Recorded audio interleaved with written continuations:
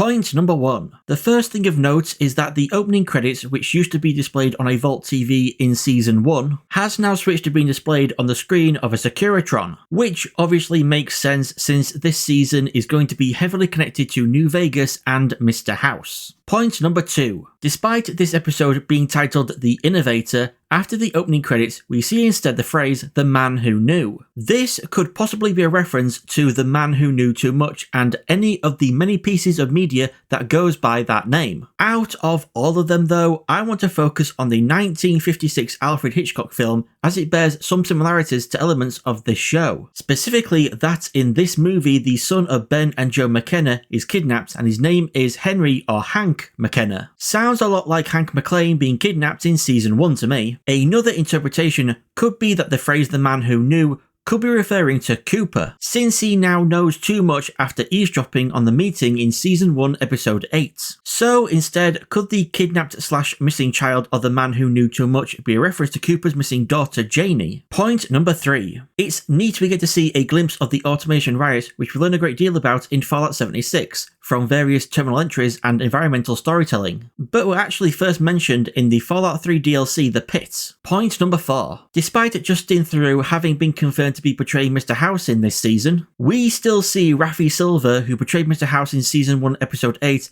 as Mr. House once again on the TV in the bar. So what's that all about? Well, the most likely explanation is that Justin Theroux is portraying the real Mr. House, whilst Rafi Silver is portraying a double of Mr. House. Robert House is based off of real-world figures such as Walt Disney and Howard Hughes, and supposedly Howard Hughes made use of body doubles for privacy reasons. If Justin Theroux is indeed playing the real Mr. House, and with no one in the bar recognising him, we can then assume all public and even private appearances are performed by House's body double. How far though does this use of doubles extend? Well, I'll get more into that towards the end of this video, so stick around. Point number 5. I know we're in America here, but if I didn't know that and I just saw this guy getting into a fist fight outside of a bar, I might have guessed this was a scene from some British show taking place in London. Like, this guy could fit right in with the cast of Rock'n'Roller. Point number 6. Here we see the town of Novak and even Helios 1 in the background, and things look a little different compared to the game. Dinky the T-Rex is facing the opposite way, Novak has a swimming pool now, and Helios 1 appears to be a lot closer to town. And I know a lot of New Vegas fans might not be happy the show doesn't look one-to-one with the game, but it doesn't really bother me. Just like how Season 1 moving where Shady Sands is located compared to Fallout 1 and 2 didn't bother me. The only criticism I can sympathise with is how Dinky is now looking toward the town rather than away, making him no longer much of a great sniper's nest for fending off people outside of town. In this position, I consider him now more of a guard tower for keeping the residents of Novak in check. Point number 7. The Great Khans. Their fate and the fate of Novak can vary a lot depending on which New Vegas ending you get. The best fate for the Great Khans in New Vegas is leaving the Mojave and reconnecting with the followers of the Apocalypse in Wyoming. The worst is then being completely annihilated by either Caesar's Legion or the NCR. The Great Khans in this show could be members who chose not to leave the Mojave, or return from Idaho either after being driven there by the NCR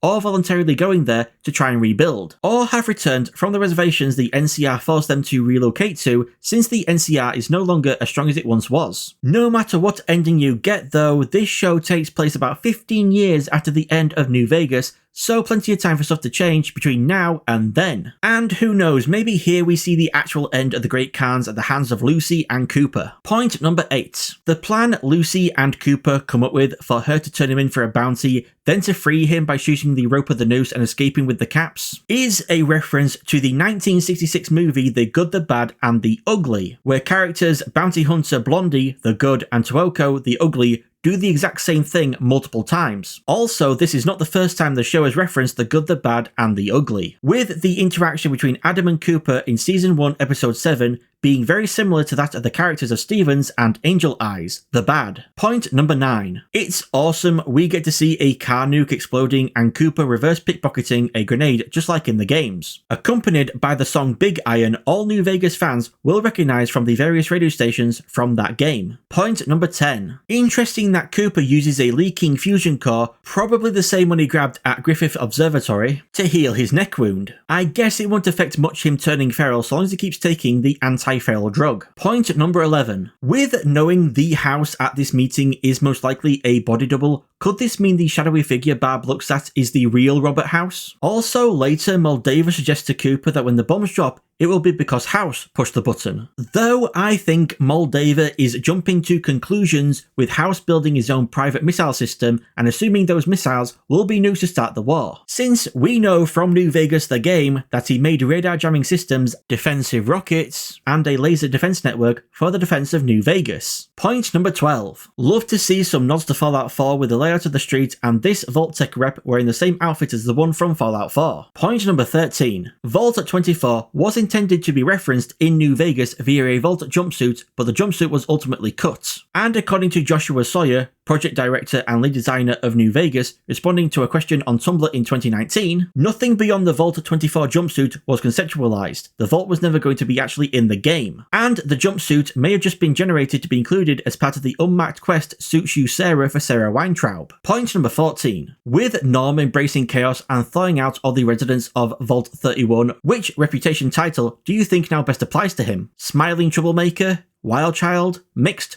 What do you guys think? Point number 15. The mind control experiment of Vault 24 to turn people into communists bears similarities to the experiments conducted at Camp Liberty in Fallout 76. The experiment at Camp Liberty was called Operation Sleeping Giants, and the turning of people into communists was done just to see if it could be done so that a defense could be made against it if it turned out China was in fact brainwashing people into becoming communists. The experiment backfired though when the Great War broke out, leaving people who believed they were communists as communists, thus creating the very issue the experiment was created to prevent. And of course, Fallout was no stranger to mind control before Fallout 76, with the Mesmatron and the Enclave's Deathclaw domestication units from Fallout 3 as prime examples. Point number 16. This is, excuse me, a damn fine cup of coffee. Point number 17. Lots of interesting things to note with who Hank is talking to and what he says over the radio. Most likely Hank is talking to Robert House based on what he says, implying the person he's talking to isn't a part of Vault-Tec, that they plan for all possible contingencies just like House says he does in New Vegas, and that Hank will pick up where they left off with the mind control tech. House's mind control tech. At first it seems like Hank is showing a lot of respect for House, correcting the implication that House might not still be alive, but contradictorily, at the end, says House will be begging him for help. Also, with Hank saying he's reporting for duty and mentioning a promotion, it has me wondering if Hank has never really worked for Vault-Tec, that he's a double agent and has been working for House this entire time. Or maybe after the meeting in Season 1 Episode 8, he was employed by both Vault-Tec and House, who were cooperating with each other. That could explain why the mind control tech was being tested by House at the beginning, but it's now being worked on and miniaturized in a Vault-Tec facility now. In any case, what could Hank be planning to do with this mind control tech? Is he just using it to get the attention and cooperation of Mr. House? Or could he actually be intending to use it? As Bud says to Nom, Reclamation Day will come when there's no one left on the surface who will disagree with them. So is Hank planning to use the mind control tech to take control of everyone on the surface, thus removing any disagreements? I wonder as well if the mind control tech could help to explain Mr. House still being alive if indeed he is. Whether you end up killing him or not in New Vegas, what if the wrinkled old man in the pod was never actually Mr. House? What if that was yet another body double being mind controlled by House from somewhere else? I mean, Hank contacts House via global comms and calls Vegas House's old stomping grounds. Hank knows a lot about the surface world, surely he would have known House was still in New Vegas. So maybe when the Great War broke out, the real House wasn't in New Vegas and Hank knows this. Maybe he was in a different, safer location, like a personal vault just for him. And he's just been controlling New Vegas remotely via a mind-controlled puppet this entire time. Point number 18. I find it interesting the song Working for the Man by Roy Orbison starts back up after Hank ends his message, with the lyrics, "'Cause the company and the daughter you see, they're both gonna be all mine." The song is about a guy working for the man, which seems to fit with Hank working for House. So this could imply that the daughter refers to Hank's daughter, who will be his once again, along with the company, which could refer to House himself, the House, as Hank says House will beg him for help, thus making House Hank's. However, in the context of the song, the daughter being referenced is actually the boss's daughter. Of course, we've never heard of House having a daughter, so those lyrics don't make much sense, unless you attribute them to the man instead of the worker, to House instead of Hank. And when House returns, the company will once again be his, only this time along with Lucy, Hank's daughter. Point number 1. I don't even know where to begin with this opening. I mean,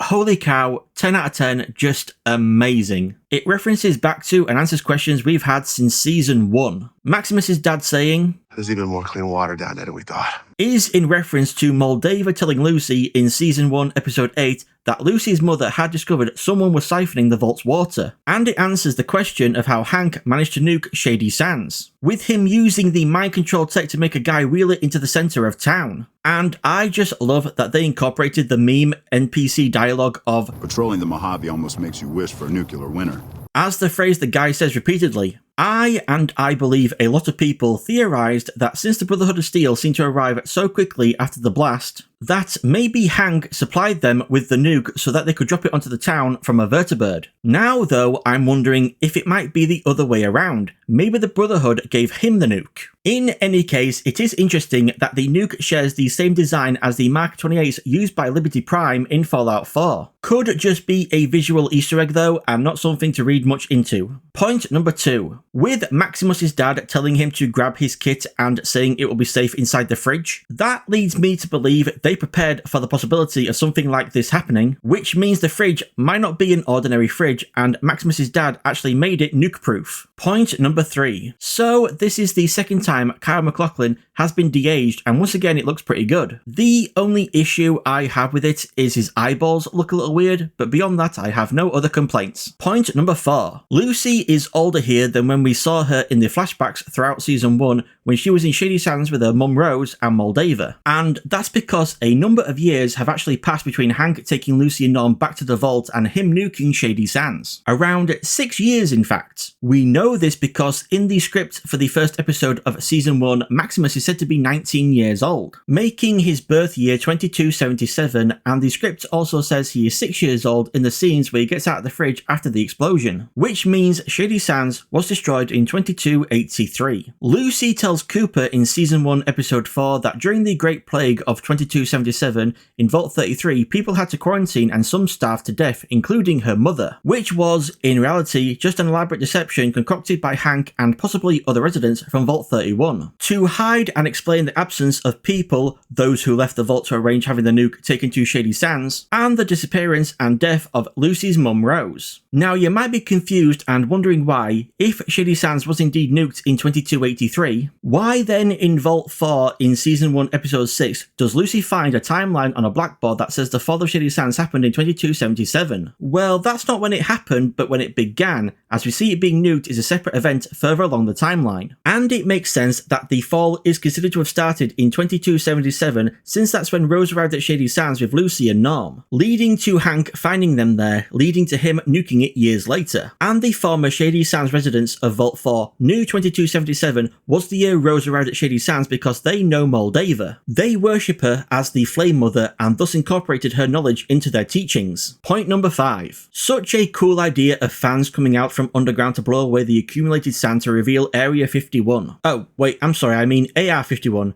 I didn't realise Armorlight was a thing in the Fallout universe. Point number 6. I like how to me Affordable Al's Discount Hospital sounds dystopian, but that's just because I live in the UK and we get free healthcare. The sign also references the new plague, which was mentioned in the very first Fallout game and has been mentioned in later games as well. Point number 7. The big rad scorpion eating a smaller rad scorpion is the same as the trope of the villain killing one of their own henchmen just to show how villainous they are. Change my mind. Point number 8. Oh wow, if Norm really did kill Bud, then forget smiling troublemaker and good-natured rascal. He'd be more like a dark hero. Point number 9. So unless along with there being tons of mice there's also tons of test rooms, Hank's having to clean this tank every single time on top of driving back and forth. And while you might be questioning Hank's efficiency here, driving back and forth with only one mouse instead of thawing out a bunch to bring with him, I know from first-hand experience this is what you do to drag out a simple task as long as possible to waste time whilst also staying busy. Because the moment you're finished, you know you won't get a break, you'll just be given something else to do. And being a working man, this will have been hardwired into Hank's brain so much so that it's now just automatic. Point number 10. Holy treasure trove of Easter eggs, Batman. Besides the obvious frozen Zayton in the icebox, we see what is most likely a Zayton recon craft from Fallout 3 and New Vegas under a sheet, what looks like a Zayton shock baton from Fallout 3, and an alien blaster from Fallout 3, New Vegas and Fallout Shelter. Along with the alien stuff, we also see a copy of the US Constitution, which I'm sure Abraham Washington would love to get his hands on, as well as the Ark of the Covenant, Covenant, which I'm sure the Nazis would love to get their hands on. We then also see what looks like the Cryolator from Fallout 4 and Fallout 76, and the Pip-Boy 1.0 from Fallout 4's intro. And later, when the other Brotherhood chapters are arriving, we see a pooping guy reading the Insect Repellent Special from the Wasteland Survival Guide, that you can actually find at the Crater House location in Fallout 4. Point number 11. Grand Canyon Brotherhood? A lot certainly must have changed if the Brotherhood can now set up a chapter at the birthplace of Caesar's Legion. And this whole scene in general really goes to show people were jumping the gun, hating on the show because they thought it got the Brotherhood all wrong. Because we're shown here very clearly that chapters can be very different from each other. Quintus's chapter is religious, the Yosemite chapter isn't. The Coronado Brotherhood are misogynistic, and the Grand Canyon Brotherhood don't mind being left alone. Not like we didn't already know chapters can be different from each other, what with Owen Lyons' chapter in Fallout 3, but I digress. Point number 12. A Grand Canyon Brotherhood squire bonked a robot.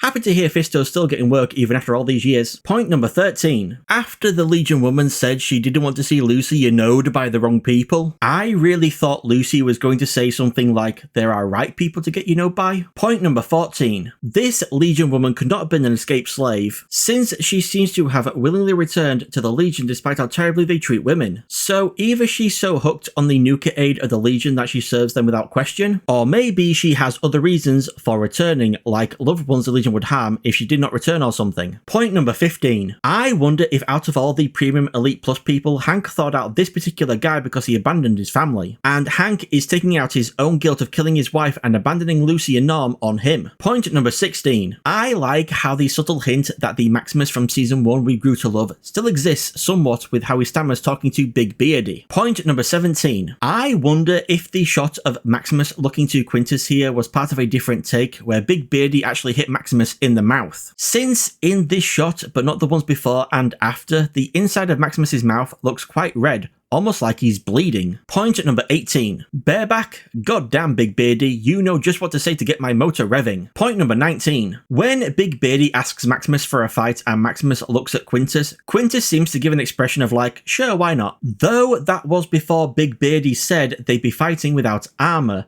If Quintus knew that would be the case, would his decision have been different? And the second time Maximus looks at Quintus after Big Beardy pulls out his knife, Quintus has an expression of interest of how this is going to play out. So I wonder if things were flipped and Big Beardy was on top pushing the knife down on Maximus, if Quintus would have stepped in to stop the fight, or would he really have let Maximus die? Point number 20. I really thought the grenade Maximus confiscated during the meeting was going to play a part in this fight, and that he was going to reverse pickpocket it onto Big Beardy. Though we did see Cooper do just that in the last episode when he massacred the Khans, so it would have been a bit repetitious. I guess it will just remain a Chekhov's grenade. For now. Point number 21. I get Dane is regretting their decision to have everyone start chanting All Hail Knight Maximus at the end of Season 1, but their look here of disappointment at what Maximus has become feels a bit out of line to me. Like, what was Maximus supposed to do here to not disappoint you, Dane? Die? Point number 22. I find it funny that in promotional material for Season 2, where we saw this new character played by Camille Nanjiani, so many people thought it was Arthur Maxson because their coats looked similar and were mad he'd been race swapped. Those people can now feel extra stupid with this episode confirming his character is actually called Paladin Harkness. Now we just have to wait and see if this Harkness has any relation to Harkness the Synth from Fallout 3. And then people can get mad again about race swapping despite facial reconstruction surgery being a thing in the Fallout world. Point number 23. I'm willing to bet caps on Dane being the one who contacted the Commonwealth Brotherhood, resulting in Harkness showing up. Point number 24. The outro animation for this episode seems to hint at the origin of the Legion's new look, going from Roman outfits in a costume shop to an American football stadium that's been taken over by the Legion, explaining why the Legion outfit now incorporates American football clothing. It's also really got me wondering just how connected the Legion in the show will be to the Legion from New Vegas the game. Are they remnants, an offshoot, or just pretenders? Point number 1. Hey, we finally get to see our boy Thaddeus and what he's been up to since we last saw him in Season 1. And he seems to be doing quite well for himself at managing a bottle cap sweatshop of ghoul and smooth-skinned children. Good for him. Speaking of ghouls, this does seem to confirm that he is in fact now a ghoul, since many people were speculating the liquid given to him by the chicken fucker salesman in Season 1 Episode 7 might have been some form of FEV, and Thaddeus was turning into a type of super mutant rather than a ghoul. Point number 2. Alright, I'm back to now wondering what this slave woman's deal was in willingly returning to the Legion. Did she not know it was immediate death to return without her legionary? Was she just hoping she wouldn't be punished? And I don't think she was hoping bringing Lucy to the Legion would stave off any punishment, since in the last episode she told Lucy she should go home, though by that point they'd already been spotted by the Legion, so all I can think is that she really must have been hooked on the nuka aid of the Legion. Point number 3. I love how despite how wholesome and innocent Lucy appears to be, in reality, she is a whole lot more wild, and that wild side comes through sometimes. I mean, the cousin stuff would fill a page or two of her resume at least. Chet, you goddamn lucky son of a bitch, no wonder you tried to sabotage her wedding. Point number 4. I feel I hit the nail on the head in my video talking about the last episode that this Caesar's Legion are remnants and also pretenders. Because we have 2 separate Caesars controlling 2 separate Caesar's legions, fighting over the corpse of a third Caesar, supposedly Edward Sallow, the Caesar we all know and hate from the New Vegas game, because he has a note in his pocket supposedly naming his successor, despite everyone who has ever played New Vegas knowing Caesar's successor to be Legate Lanius. So is Lanius also dead? But in New Vegas he can only die after Caesar, so how would Caesar be able to name a different successor? Maybe this corpse could actually be Lanius, who took on the mantle of Caesar after the death of Edward Sallow. Or could Lanius just be chilling out east, controlling the actual Caesar's Legion after the events of New Vegas? And these 2 legions still in the Mojave are, like I said, just remnants playing at pretend, fighting over a corpse that most likely isn't even Edward Sallow despite it wearing a displacer glove. This would explain why Cooper said to the slave woman in the last episode that she's awful far west, because he knows the Legion, the actual Legion, to currently all be in the east. Point number 5. Flipping the screen, we can see the note in the Caesar corpse's pocket says, I am, and presumably the next word is the. And this has the religion part of my brain tingling. Not that I am religious, I just know a bunch about religion. I'm like Emma Thorne but a dude. And seeing just I am makes me think of God saying as much to Moses in Exodus, and the next part, I am the, brings to mind God saying, I am the Alpha and the Omega, the beginning and the end, which you might recall as being from Revelation 21:6, which is Catherine's, the Lone Wanderer's mum,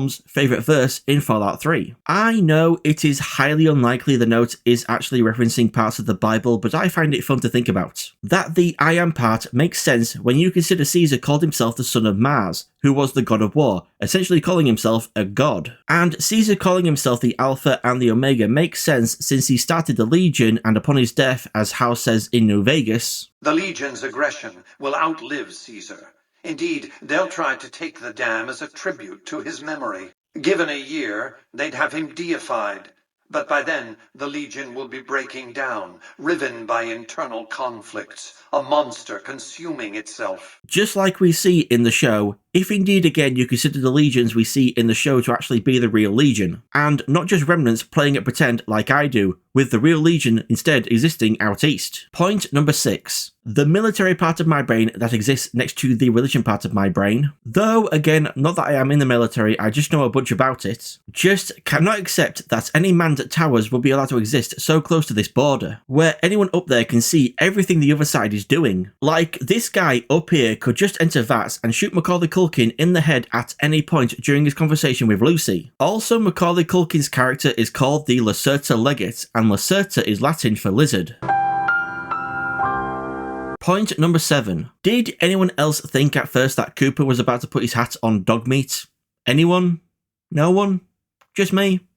Okay. Point number 8. I wonder what the significance is behind Cooper somewhat referencing the ship of Theseus to Dogmeat, saying she already knows all of this. Specifically what the significance of it means to him, for him to decide to bring it up. Because in a meta sense, the thought experiment applies to the theme of the episode, but in regards to the pile of wood left over, still being referred to as the ship of Theseus. Despite it now no longer being a ship but just a pile of wood, and the original ship no longer even actually existing, because the wood wasn't even being replaced as it was being removed. And you can apply this to so many of the Wastelands factions. Can the NCR remnants Cooper later meets even still be called the NCR? What about the rival legions and even the various Brotherhood chapters? Are they all still their own original ships, or are they now just piles of wood, deluding themselves into believing they are? The NCR remnants still see themselves as NCR, despite Cooper saying the NCR is no more. The two legions base their legitimacy on the belief the corpse they're fighting over is that of the original Caesar, and Quintus incorporates God into his retelling of the actions of Roger Maxon to bolster the legitimacy of his own religious chapter and his righteous cause. They all see themselves as still being connected to the original, but are they really, or are they now just all piles of wood? Point number 9. House's line to Cooper in the toilets of, "Everyone trying to solve the same problem at the same time, with a multitude of solutions.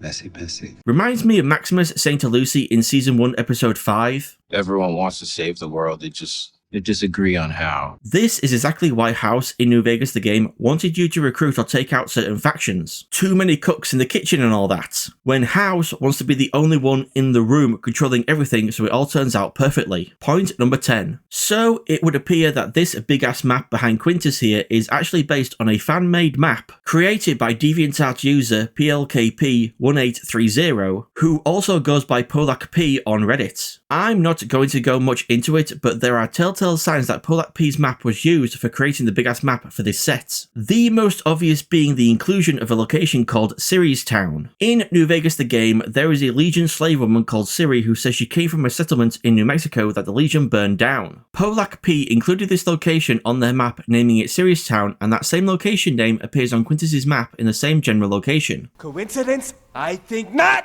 Point number 11. The research center in California Quintus mentions is of course the Mariposa military base, a major location in the first Fallout game and the birthplace of the Master and his super mutants. As the depraved experiments on human subjects Quintus mentions were Westech testing FEV, Forced Evolutionary Virus, the vats of green goo. Shame though Quintus had to inject God playing a factor in Roger Maxon rebelling against the Westech scientists along with his men, as everything we know about Roger Maxon doing what he did wasn't because he chose God over governments, but just because he had a conscience and respect for his fellow man. So if Quintus just stuck to the facts and didn't embellish his story to align more with the religious nature of his own chapter, he might have actually been able to convince the Yosemite chapter elder. Point number 12. Xander mentions to Maximus that the Brotherhood has been on the verge of civil war before, and there has actually been 2 times the Brotherhood has experienced internal conflict. The obvious being the schism of Owen Lyons' East Coast Brotherhood chapter in Fallout 3, where a sizable portion didn't approve of Lyons' running of the chapter and so broke away, becoming the Brotherhood outcasts. A second, more obscure internal conflict is mentioned in the Maxon archive terminal found in the Citadel in Fallout 3. Under the entry for Arthur Maxon, the last living descendant of the Brotherhood of Steel founder Roger Maxon, it reads, "Recent internal conflict amongst the Western Brotherhood of Steel created an unsafe environment for the child. It was believed that the Citadel, despite being located in hostile territory, would increase his probability of survival. I myself believe that the civil war Xander was most likely referring to was the schism of Owen Lyons' chapter, with it being the most recent Brotherhood civil war, which was actually ended by none other than Arthur Maxon. Also, fun fact, this might not be the first time the schism has been referenced in a New Vegas setting, as the character Veronica actually says this to the Courier in the New Vegas game. We've had people go rogue, though, and start helping people.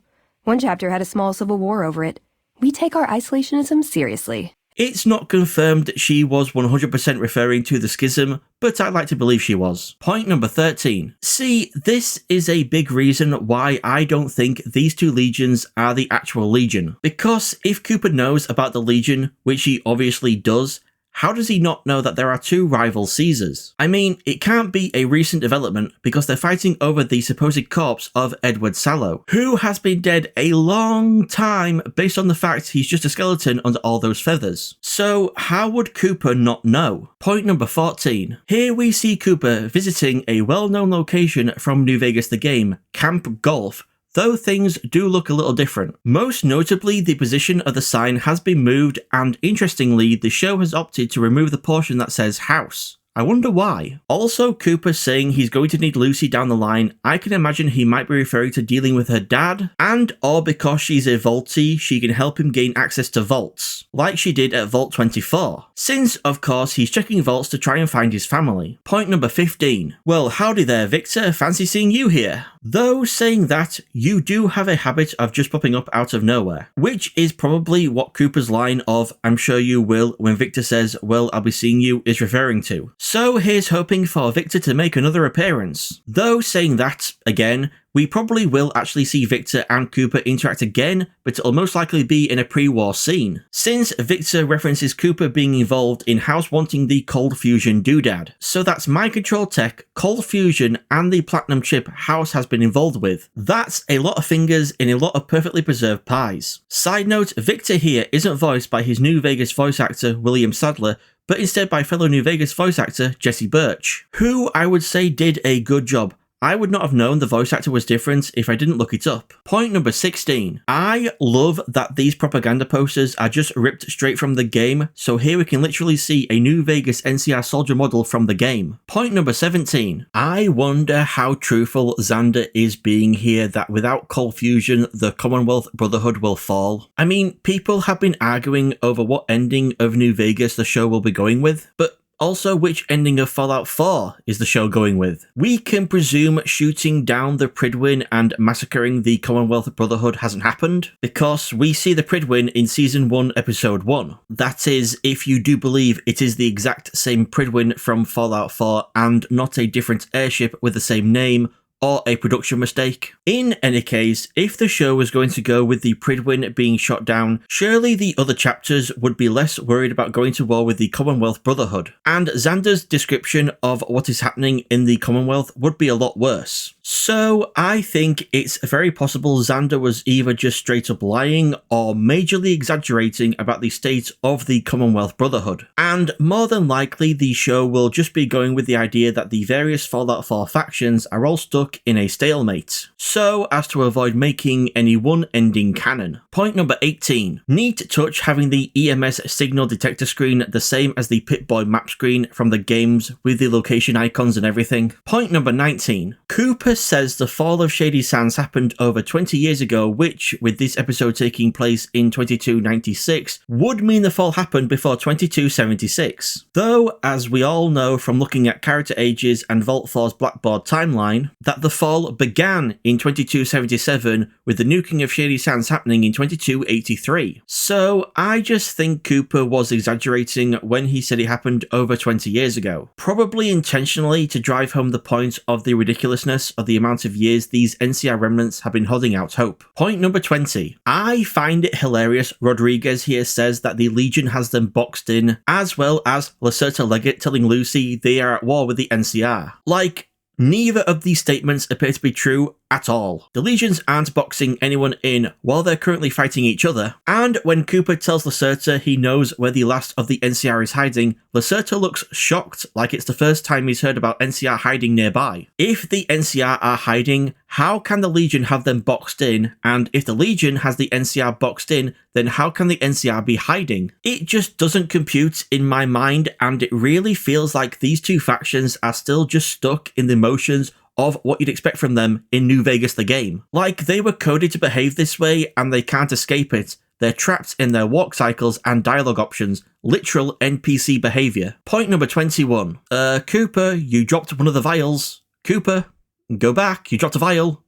Well, maybe Dogmeat will go back and pick it up for him. Point number 22. Am I going insane, or did anyone else think this malfunctioning Securitron sounded a lot like Claptrap from Borderlands? Like, instead of a Securitron, literal Claptrap was going to come wheeling around the corner. Point number 23. Alright, I hate to be that guy, but I think this fight between the Securitron and Xander looked goofy as hell. What with how he's missing so bad with his super sledge, and the awkward cut between him jumping into the air and then landing, the rest being pretty jank I get. Like, I can't imagine it's easy to walk wearing all that both in-universe and IRL. But just those moments in particular with him missing and jumping just left me with a feeling of they could have done that better. Point number 24. So most likely the night before he went into the camp to get Lucy, Cooper rigged up the dynamite he looks at when leaving to explode, which obviously would lead to him getting some good karma, but the question is, did he balance out his good karma gain with bad karma by actually selling out the NCR remnants? Or did he gain even more good karma by lying to Lacerta and the false Caesar about where the last NCR are hiding? Cooper redemption arc? Becoming a guy his family would like when he finds them, as Lucy suggested in the last episode? Anyway, I can see Cooper doing this good deed backfiring in that it might actually unite the two legions against him. Or, at the very least, whichever side prevails will set out to hunt him and Lucy down in revenge. And I wonder if we'll actually get to see the contents of the corpse's note, with it maybe being found and read after the battle. Point number 25. I really don't know what Thaddeus and Maximus are freaking out about here. Don't they know kids are set to Essential and can't die? Point number 26. Well, that's a wrap on Harkness. Didn't actually think he was going to be such a one-and-done character. I was speculating all kinds of speculations about him possibly not even being actually from the Commonwealth Brotherhood, that he might have ended up turning out to be an agent of Mr. House or the Enclave, or hell, he might have been revealed to have been a synth sent by the Institute, with his last name being a meta-reference to Harkness the Synth from Fallout 3. But alas, he is no more, though at least now Thaddeus gets to have his own set of power armor. Point number 27. Some things to note about this missile bunker. It's obviously connected to Mr. House, and I wonder if it's also connected to the old nuclear test site location in New Vegas the game, which one of Mr. House's favourite snow globes, the test site snow globe, is also connected to. Also, I think it would have been a neat touch if they gave this card playing skeleton the dead man's hand of 2 pair of black aces and black 8s, but alas, they did not. Also, these containers which say something chow, I can't make out the first word, it really looks like they have a picture of Fallout 4 dog meat on them, don't you think? And finally, at the top of the silo, am I going mad? Or does this corpse look like it's wearing a white glove society mask? To round all this off, I would say my favourite part of the entire episode was seeing Victor again. It gave me such nostalgia for the first time I ever stepped out of Doc Mitchell's house and spotted this cool looking robot with a cowboy on its TV screen just wheeling along. If only he could have joined Cooper here, but alas, just like in New Vegas the game, he cannot become a companion. And my most disliked part of the entire episode was part of the Xander Securitron fight. The very obvious swings and misses with the super sledge and the very awkward cut between Xander flying through the air and then landing. It just could have been done so it didn't look as goofy is all I'm saying. Point number 1. Seeing an airship involved in the Battle of Anchorage really got me thinking that if Operation Anchorage had been a Fallout 4 DLC, General Constantine Chase would have included airships all over the place in the simulation, just like he included the incorrect version of Vertibird and the unrealistic Chinese Chimera tanks. Chimera tanks? Come on, man. Even you have to admit these are sheer fantasy.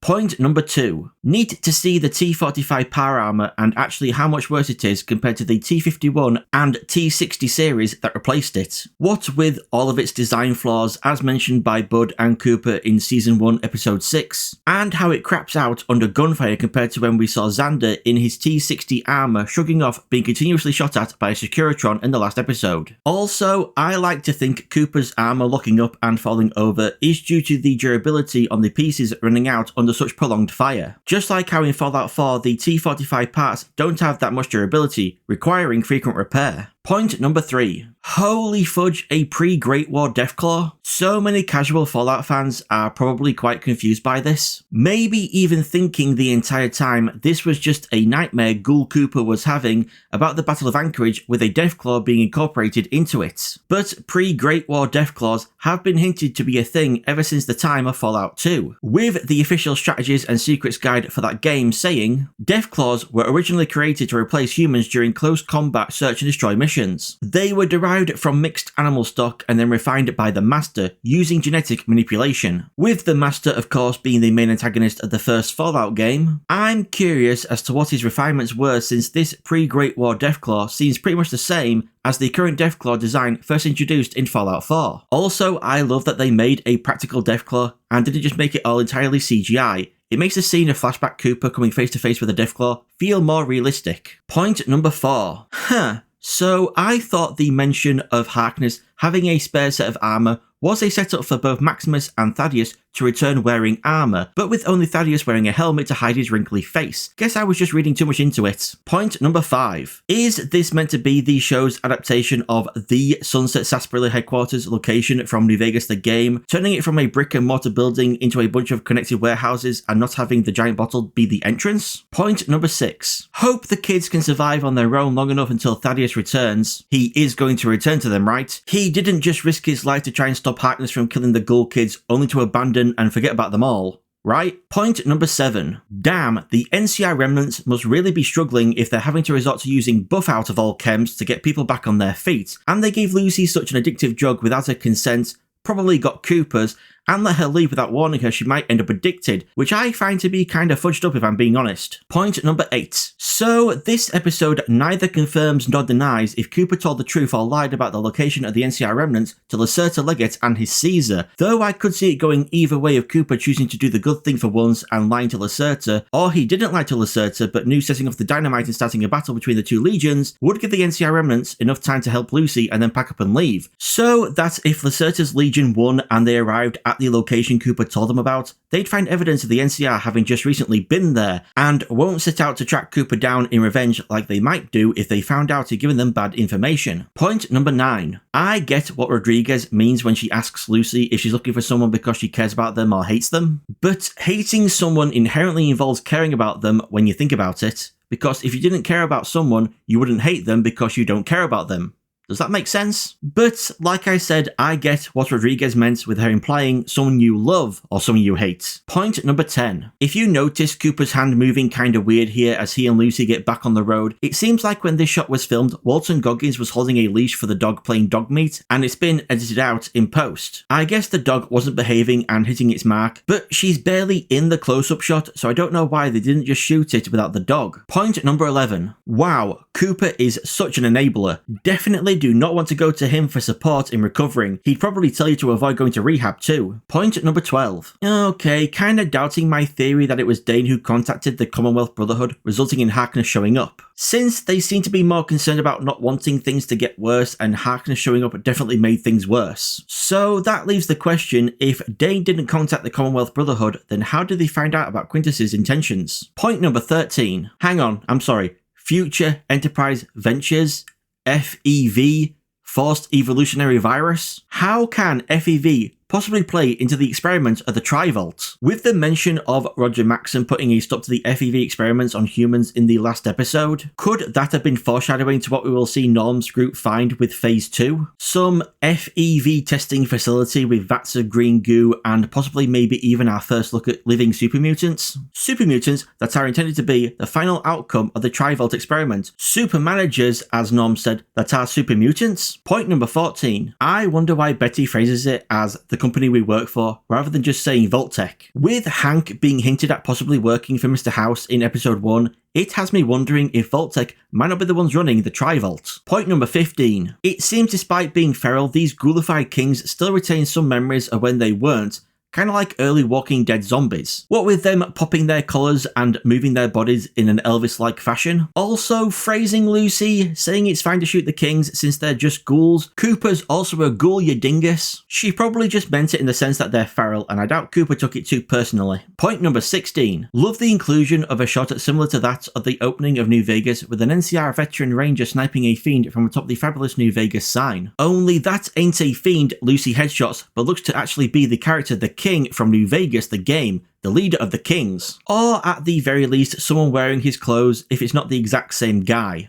But if it was in fact him, then the King is dead, long live the King. Point number 17. I like how Lucy gives the Vault Boy thumbs up to Cooper. You know, the guy who inspired it, as we saw in Season 1, Episode 3. Point number 18. So we learn here that the Elder of the Yosemite Brotherhood is called McCrae, and she names drops an Elder Maxson. So unless Arthur had any secret relatives, she must be referring to him, meaning he's still alive. Which means if the show is going with an ending for Fallout 4 and not just leaving the conflicts of its factions in a stalemate, then that would make either the Brotherhood or Minutemen endings the only canonical options. Since they're the only ones where Maxson lives and the Pridwin isn't destroyed, if you choose not to shoot down the Pridwin when siding with the Minutemen. Point number 19. Pretty fudging stupid for Quintus to not keep a guard on the cold fusion tech 24/7. I'm actually surprised it wasn't stolen earlier by one of the other chapters, honestly. Also, I wonder what Dane is looking at off screen when they go to grab the cold fusion tech. Is it just all the fusion cores the tech is charging? Point number 20. I find it funny Maximus saying he doesn't have a plan,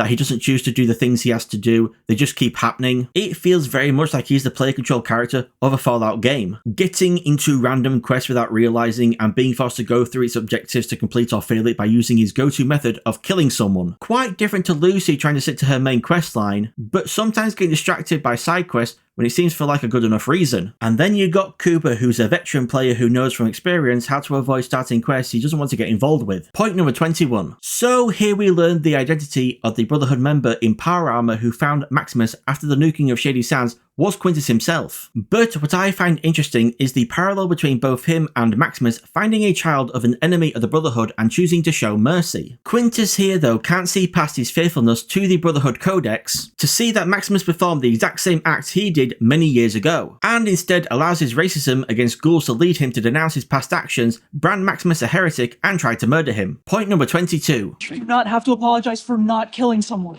Great line here from Dane, I approve. If this episode was a chapter in a Kindle book, that line would be highlighted for sure. Point number 23. This airship getting shot down is giving me flashbacks to shooting down the Pridwin with the Minutemen in Fallout 4. Though, which chapter's airship was shot down is the question. And more important questions, which I realised I should have been asking earlier, are, is this airship we're seeing in Season 2 the same one from Season 1? And if it is, since it has the name Pridwin on it in Season 1, does that mean it's the same Pridwin from Fallout 4? And if it is the same Pridwin from Fallout 4, why is it here now under the control of Quintus and not back at the Commonwealth under the control of Arthur Maxson? And if it was Quintus's airship we see crash and burn in this episode, does that mean we just saw the canonical destruction of the Pridwin from Fallout 4? Point number 24. While the actual shocking thing here with Chet finding Steph's ID card is that it reveals to him Steph was born before the Great War and not in Vault 31, I think it's more hilarious that it's the idea of her being Canadian rather than American that is the awful shocking truth. Steph being Canadian though does explain her behaviour in regards to others and specifically to Betty earlier in this episode, saying since Betty's from Solvang, she doesn't know how bad things can actually get. Because Steph does, what with having lived through the annexation of Canada by America,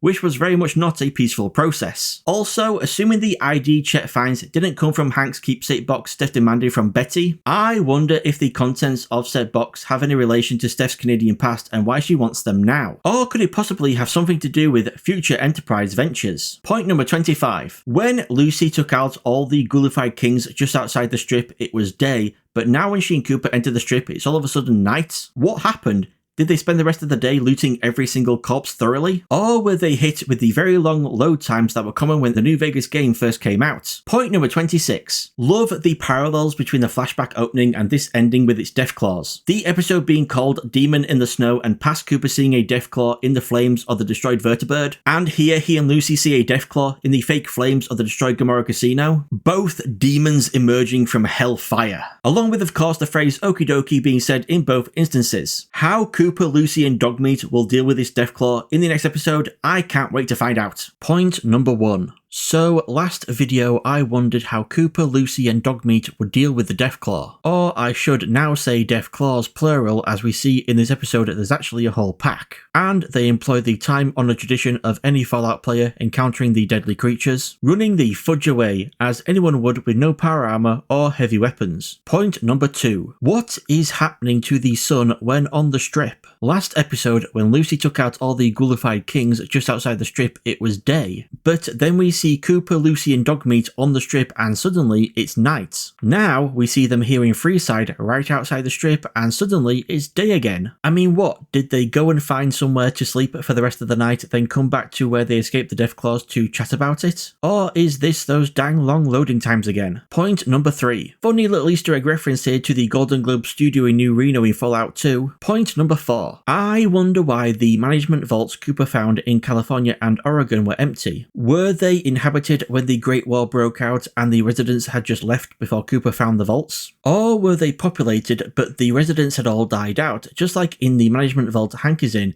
if you ignore the frozen people? Or were the vaults never populated due to it not being Vault-Tec who started the war, more on that later on in the video, combined with the boy who cried wolf effect resulting in not that many people making it to the vaults? Point number 5. They're called death claws. Well, it's a better name than surprisingly smelly lizard monster ball things, Lucy. Point number 6. So the Atomic Wrangler hasn't just changed a little from the game, but a lot. And might even no longer be under the ownership of James and Francine Garrett, but instead now this guy, Shotgun Jeff, who tells us the death claws on the strip came from Quarry Junction, and he channels his inner Ulysses, NCR Legion, NCR Legion. As he basically says all the big factions from New Vegas the game have been in control of New Vegas the location at some point or another. Deathclaws migrating from Quarry Junction to the strip I find quite interesting, considering according to Chomps Lewis in New Vegas the game they apparently don't like setting up near inhabited places, probably due to noise. So what would cause them to make the strip their new home?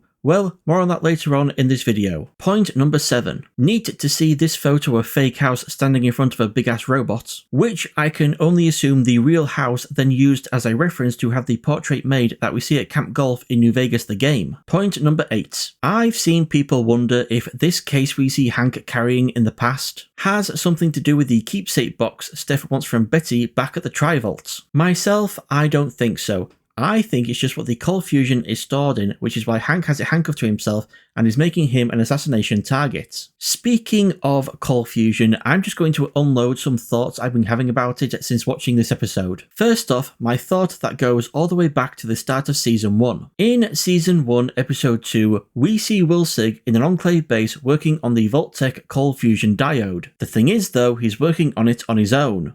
Why? If the Enclave knew this was cold fusion, wouldn't they have teams of scientists working on it to get it functioning and supply them with unlimited power? At first, I thought maybe the Enclave didn't even know what Wilsig was working on was cold fusion and he only knew because of Moldava. Like, she somehow found out he wanted to escape the Enclave and made him a deal that if he brought her the diode, she'd guarantee his safety. I mean, throughout the first season, I could only remember people talking about the Enclave wanting Wilsig because he was a defector. And Wilsig only escaped from the Enclave when he did because some guy found out he was keeping a dog when he wasn't supposed to be and pulled the alarm. But then rewatching Season 1 Episode 1, Quintus says to his men that Wilsig has with him an object of profound potential to harm our nation or to save it. So, if not indirectly from the Enclave, how else would the Commonwealth Brotherhood, who gave Quintus the mission to capture Wilsig, even know he was carrying the relic, as they call it? And why didn't the Enclave, knowing Wilsig has stolen world-changing technology, send out whatever forces they had to track down Wilsig rather than relying on bounty hunters like Cooper? Posting about this on the Fallout subreddit, comments led me to the conclusion that while yes, cold fusion tech is world-changing, it would only be world-changing for those who need it, like the NCR or the Brotherhood, whereas the Enclave, who obviously don't want others to have it, don't actually need to use it themselves. After all the losses they've suffered throughout the Fallout games and the briefest glimpse we get of them at the start of Season 1, they don't seem in any need of generating massive amounts of power, because what would they even have that needs that much power? Maybe that's why they had to rely on bounty hunters to recapture Wilsig, because the days of the Enclave having a decent number of members and easy access to vertibirds and power armor are over. And my second thought, how the cold fusion diode even ended up in the possession of the Enclave, I will go into that later on in the video. And yes, I know I've said that 3 times now, but like the data which coalesced to give House the date of the end of the world, so too will all my data eventually coalesce. Point number 9. Seems here the lore of Vault 21 has been expanded upon, so that even pre-war it was being advertised as a hotel, rather than just being a vault with a gambling experiment, with its top half being turned into a hotel when House made contact with its residents post-war, and its lower half being filled with cement after clearing out all its technology under orders from House so that it couldn't be repopulated. Point number 10. Not gonna lie, I'm picking up what Welch is putting down. I agree private companies shouldn't have the control that they do over government policy. Plus, then in the Lucky 38, you can hear a woman say government should be run like a business, which anyone with a functioning brain should be 100% against. Point number 11. In this shot of Hank at the bar, we can see a sign which appears to say Dean Domino Lounge, a reference to the character Dean Domino from the New Vegas DLC Dead Money. And later, you can also see a Dean Domino poster when Lucy notices the back door to Sonny's is open. Point number 12. From the conversation Victor and Cooper have at Camp Golf in Season 2 Episode 3, it was obvious they'd met each other pre-Great War. Here we see it 100% confirmed, and why Victor mentions cold fusion to Cooper since he was present for the entire conversation between Cooper and House. Point number 13. Well, if it ain't the old chicken fudger himself. Love the interruption of him heading to New Vegas when the music stops and we see him fighting with a radroach. And while I knew from the trailers for this season that he'd be returning, I was definitely not expecting to see him rizzing up the mother-fisting goat Fisto. Please assume the position. And out of all the characters that could interact with each other, Hank and the chicken fudger interacting would have been far down on my list. I've seen people speculate that the chicken fudger might have survived Hank wiping his mind because he's from the wasteland, just like Gretch's son in Season 2 Episode 1 and the NCR trader in Season 2 Episode 2, and not from pre-war like the test mice and Stephen Winthrop. The only wrinkle I can see in that theory is Bill, the man House mind-controlled pre-war at the start of Season 2 Episode 1, who survived quite a while whilst under House's control. I myself think the chicken fudger coming from the wasteland had nothing to do with his survival. It was just that Hank had finally figured out how to work the mind control properly. Also, love the fake out camera movement making you think chicken fudger's head is going to explode. Point number 14. Going back a bit, on his way to test the chicken fudger, Hank passes a room of cryopods, two of which say Barbara Howard and Janie Howard, Cooper's family. With the pods being frosted over, we don't actually get to see Barb or Janie, so a lot of people are speculating that they're actually empty, which would make Hank's later threat to Cooper equally as empty. But if the pods are empty, then why are they closed and turned on? Which again is leading people to speculate that the pods aren't empty, it's just Cooper's wife and daughter are the ones in them. For some reason. The main reason a lot of people are thinking the pods are empty is because they think Barb and Janie are actually dead. Since when the bombs fell, Janie was with Cooper. If Barb knew when the bombs were going to fall, there'd be no way she wouldn't have Janie with her, probably already down in the management vault before the bombs even dropped. So how then can they both be alive, what with Cooper having to take Janie on horseback to Barb, so that Barb could then take her to the management vault in New Vegas, most likely via Vertibird, all the while dodging incoming missiles and outgoing missiles and laser fire from House's defense systems. I can only guess that maybe, instead of via Vertibird, they instead took some underground bullet train to the New Vegas management vaults. And after giving Janie to Barb, Cooper just had zero idea where they went because he had no knowledge of this train. Hell, maybe he was even knocked out by security whilst attempting to follow his wife and daughter, waking up to both find them gone with no sign of where they went and that he's turning into a ghoul. What do you guys think? Are the pods empty? Are Barb and Janie alive? Could it even be a Fallout 4 situation where Barb and Janie left their pods years ago,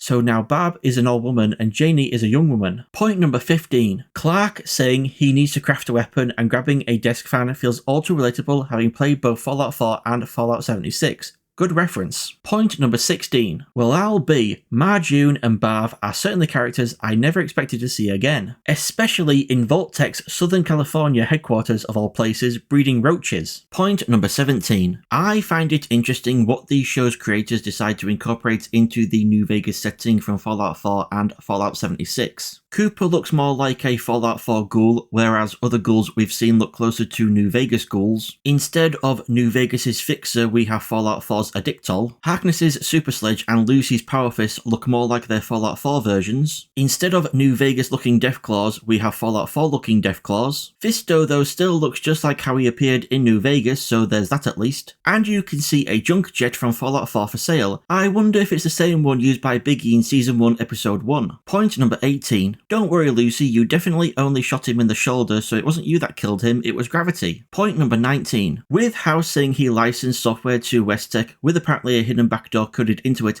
letting him access suits of T-45 power armor, and that accessing Cooper's armor allowed him to also see the demon in the snow in Alaska, does that mean that every set of T-45 power armor has a built-in camera? Because if they do, then that would mean House might not have been the only person who saw the Deathclaw via Cooper's camera. Whoever's on the other side of the camera feed would have seen it too. Point number 20. So we find out here that House wants cold fusion so that he can survive indefinitely as essentially an AI. And we already know he can scan minds and upload them into robots, as that is exactly what he did with Jane, the Securitron. But I doubt House would want to upload himself into something as limited as a Securitron. I think he needs cold fusion because he wants to upload a scan of his mind into some mega ultra deluxe Zax supercomputer that only cold fusion could power. Jumping ahead a bit to the end credits animation, we see what appears to be House's cryopod open with his dead arm hanging out. Ignoring the fact that the room looks nothing like it does in-game, this will confirm that Human House is dead. But breaking my rule here to not talk about spoilers from trailers, we see House on his big screen talking to Ghoul Cooper. So before Human House died, he left behind a brain scan in his supercomputer. And all it needs is cold fusion to make House a player in the Wasteland once again, albeit this time as an AI. That's my theory anyway. I've seen many others try to incorporate House's body double into him surviving the end of New Vegas the game, and I just think doing that unnecessarily complicates matters. Since if you go with the idea that the body in the pod in New Vegas the game is House's double to act as a fake out, and the real House is in a different pod safe somewhere else in the Lucky 38, you then have to explain why the body double doesn't beg for his life saying he isn't the real House when you open the pod. Of course, the meta explanation is that this game was made long before the plot for this show was thought out, and the only in-universe explanation I can think of is that he's being mind-controlled. Maybe the double even had his mind whipped clean. Whipped clean. Whipped clean. Why can't I say this? I got it. Their minds have been whipped cream. And House somehow figured out a way to upload his mind into his double's brain. This doesn't explain though why, if the body is the double and is only meant to make you think you killed the real House, why does opening the pod cause a disconnect message on the big screen? Is this the real House just pretending to play dead? But why would he? Wouldn't he just arrange an ambush for whoever killed his double? And I can't see House playing dead to the point the NCR, Legion, Yes Man, or anyone else took control of New Vegas. A slightly different version of this theory is that yes, House's double is in the pod, but the only other House is the AI. There's no other hidden pod containing the real House. But again, I can't see this being the case because there's no way House would allow his double to control and run things. Even if he'd somehow managed to overwrite his double's mind with his own. House would just never allow anyone else control over New Vegas, only him, either in his human form or AI form. Point number 21. I've seen a lot of people become confused when House brings up the date April 14th, 2065, 5:17 AM, because they think House is saying this is when his calculator, as Cooper calls it, first guessed the world would end, but then changed it to 2077 because Cooper's daughter Janie was born. This is not what House says at all. What House says is, 1. On April 14th, 2065, Janie was born, and 2. On April 14th, 2065 at 5:17 AM, his calculator figured out the world was going to end in 2077. April 14th, 2065, 5:17 AM is not the date and time the calculator guessed the world would end. It was the date and time when all of its data coalesced and it figured out the world will end in 2077. And it figured out on April 14th, 2065 at 5:17 AM that the world will end in 2077 because Janie was born on April 14th, 2065. And somehow Janie's birth influenced when the world will end, so House is guessing it must then have something to do with Cooper and / or Barb. Most likely though Barb, but not because she works for Vault-Tec, as House tells Cooper no one in that meeting, not him, not Big MT, not Westtech, not Repcon, and definitely not Vault-Tec, will be the ones to drop the bombs. But if not them, then who? The other player House mentions to Cooper, of course, the one responsible for the demon in the snow, the Deathclaw in Alaska. Now, which Fallout faction is connected to Deathclaws to the point that they can control and use them? None other than the Enclave. At least that's the most popular theory right now, with a lot of evidence behind it. The Enclave, the shadow government, controlling and manipulating while staying out of everyone's sight, even House's. Influencing Vault-Tec to make each Vault an experiment to gather data so that they can learn from these experiments and survive after the war, by either reclaiming Earth or leaving for another planet, who took control of the Quarry Junction Deathclaws to send them to the Strip, either to stop cold fusion reaching House, or to protect Hank as he carries out his mind control experiments. Because maybe Hank being implied to be working for House at the end of Season 2, Episode 1 is actually a misdirection. What if he's actually working for the Enclave, just as it is implied Barb is? Because Janie's birth somehow affected the date at the end of the world, and unless Cooper has access to nuclear missiles he's not told anyone about, then it has to connect back to Barb. Barb, who works for Vault-Tec, but they won't drop the bombs. Barb, who works for Vault-Tec, which is being secretly influenced by the Enclave. In my video for Season 2, Episode 1, I said the shadow figure Barb looks at during the meeting might have been the real House. Obviously, we now know that makes no sense, so who is she looking at? This shadow figure, perhaps from the shadow government, the Enclave. This could explain how the cold fusion diode ended up in the possession of the Enclave, via Barb. When we see the diode activated in Season 1, Episode 8, it reads Vault-Tec, so obviously it was made by them pre-war and not by the Enclave post-war. Could Barb be selling House a dud diode? Or not even the diode itself, but plans for it, fake plans maybe, whilst sending the real diode off to the Enclave. There is an argument though for Barb not being connected to the Enclave, because if she was and somehow has influence over when the bombs will drop, why then did they drop when Janie was with Cooper, nowhere near the management vaults? The best answer I could find for this is that 20 hours before House's prediction of when the bombs would drop, something out of Barb's control happened to cause the war to start early. Maybe something related to Vault-Tec or China, or because the existence of the Enclave had gotten out. As according to terminals found in the Boston Bugle building in Fallout 4, thanks to the testimony of a highly placed anonymous source, the Boston Bugle has learned that the official designation of the oil rig is actually Control Station Enclave, giving credence to the long-running rumours of a secret militarised shadow government known as the Enclave that would take control of the United States in the event of a nuclear conflagration. Another possible connection to the Enclave fans noticed is when House says when Cooper bought his ticket to Vegas, the date of the end of the world jumped forward by 1 month. But why though? It could be due to Cooper doing something we haven't seen yet, like break up with Barb, or maybe it was because he ran into Congresswoman Welch, who is pro-government and against private companies dictating American policy. What if Cooper telling her to keep at fighting the good fight leads her to joining the Enclave, the shadow government, in her fight against the private companies, and her joining somehow made the end of the world happen 1 month sooner? Well, there you have it. Consider all my data officially coalesced. Moving on. Point number 22. This isn't actually the first time the date April 14th, 2065 has been mentioned in Fallout. In the Broken Steel DLC for Fallout 3, the Metro Authority Rapid Governmental Transit System, or MARGO for short, is a pre-Zax AI that runs the presidential metro, which connects together the White House, the Capitol Building, and Adams Air Force Base. And the date and time MARGO was switched on? April 14th, 2065 at precisely 5:20 AM, just 3 minutes after House's calculator calculated that the world will end in 2077. Coincidence? I think not! So this gives us even more connections between the date the data coalesced and the Enclave. Because, as we know from the Broken Steel DLC, that Adams Air Force Base was taken over by the Enclave post-war, and also because the last president of the United States has been heavily implied to have been a member of the Enclave. As the Multi-Operation Directions and Utility System, or MODUS for short, an Enclave AI who controls the White Spring Congressional Bunker in Appalachia in Fallout 76 says that the Enclave has counted presidents, members of the Joint Chiefs, and prize-winning scientists among our membership.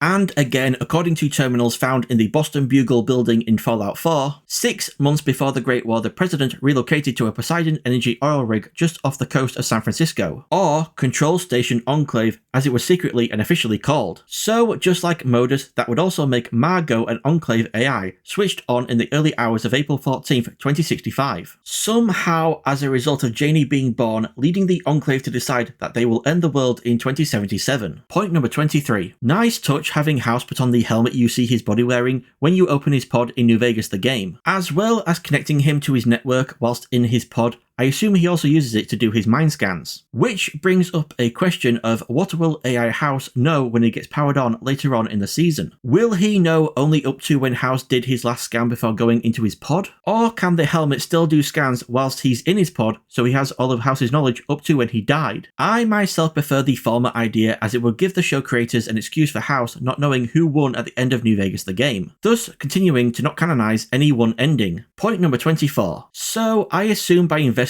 Ronnie actually means the Enclave, and Barb was in charge of all Vault proposals, like all the experiments? Because if she personally signed off on all the experiments, then she is super evil. Unless of course she was coerced into doing it. Point number 25. There we have it folks, confirmation that Future Enterprise Ventures is actually referring to FEV. And FEV is of course connected to the Enclave, though mainly post-war in the games Fallout 2 and Fallout 3. Point number 26. So I really thought right when Norm was about to black out, Claudia would return and save the day by knocking out Ronnie or something. But I was completely wrong, so now I'm wondering what's going to happen to Norm. I've seen a lot of people wondering if he's going to end up turning into a super mutant, and I don't really like the idea. Mainly because then the character of Norm will probably become just a speaking role for Moises Arias, with him being replaced physically by a giant guy in a super mutant suit, which I don't want to see happen. Point number 27. Cooper riding an atomic bomb like a bull is such a direct reference to Stanley Kubrick's Dr. Strangelove, it's not even debatable. Point number 28. I've seen a lot of people wonder if Cooper died here being impaled on this pole, but I think it's pretty obvious in both a meta and in-universe sense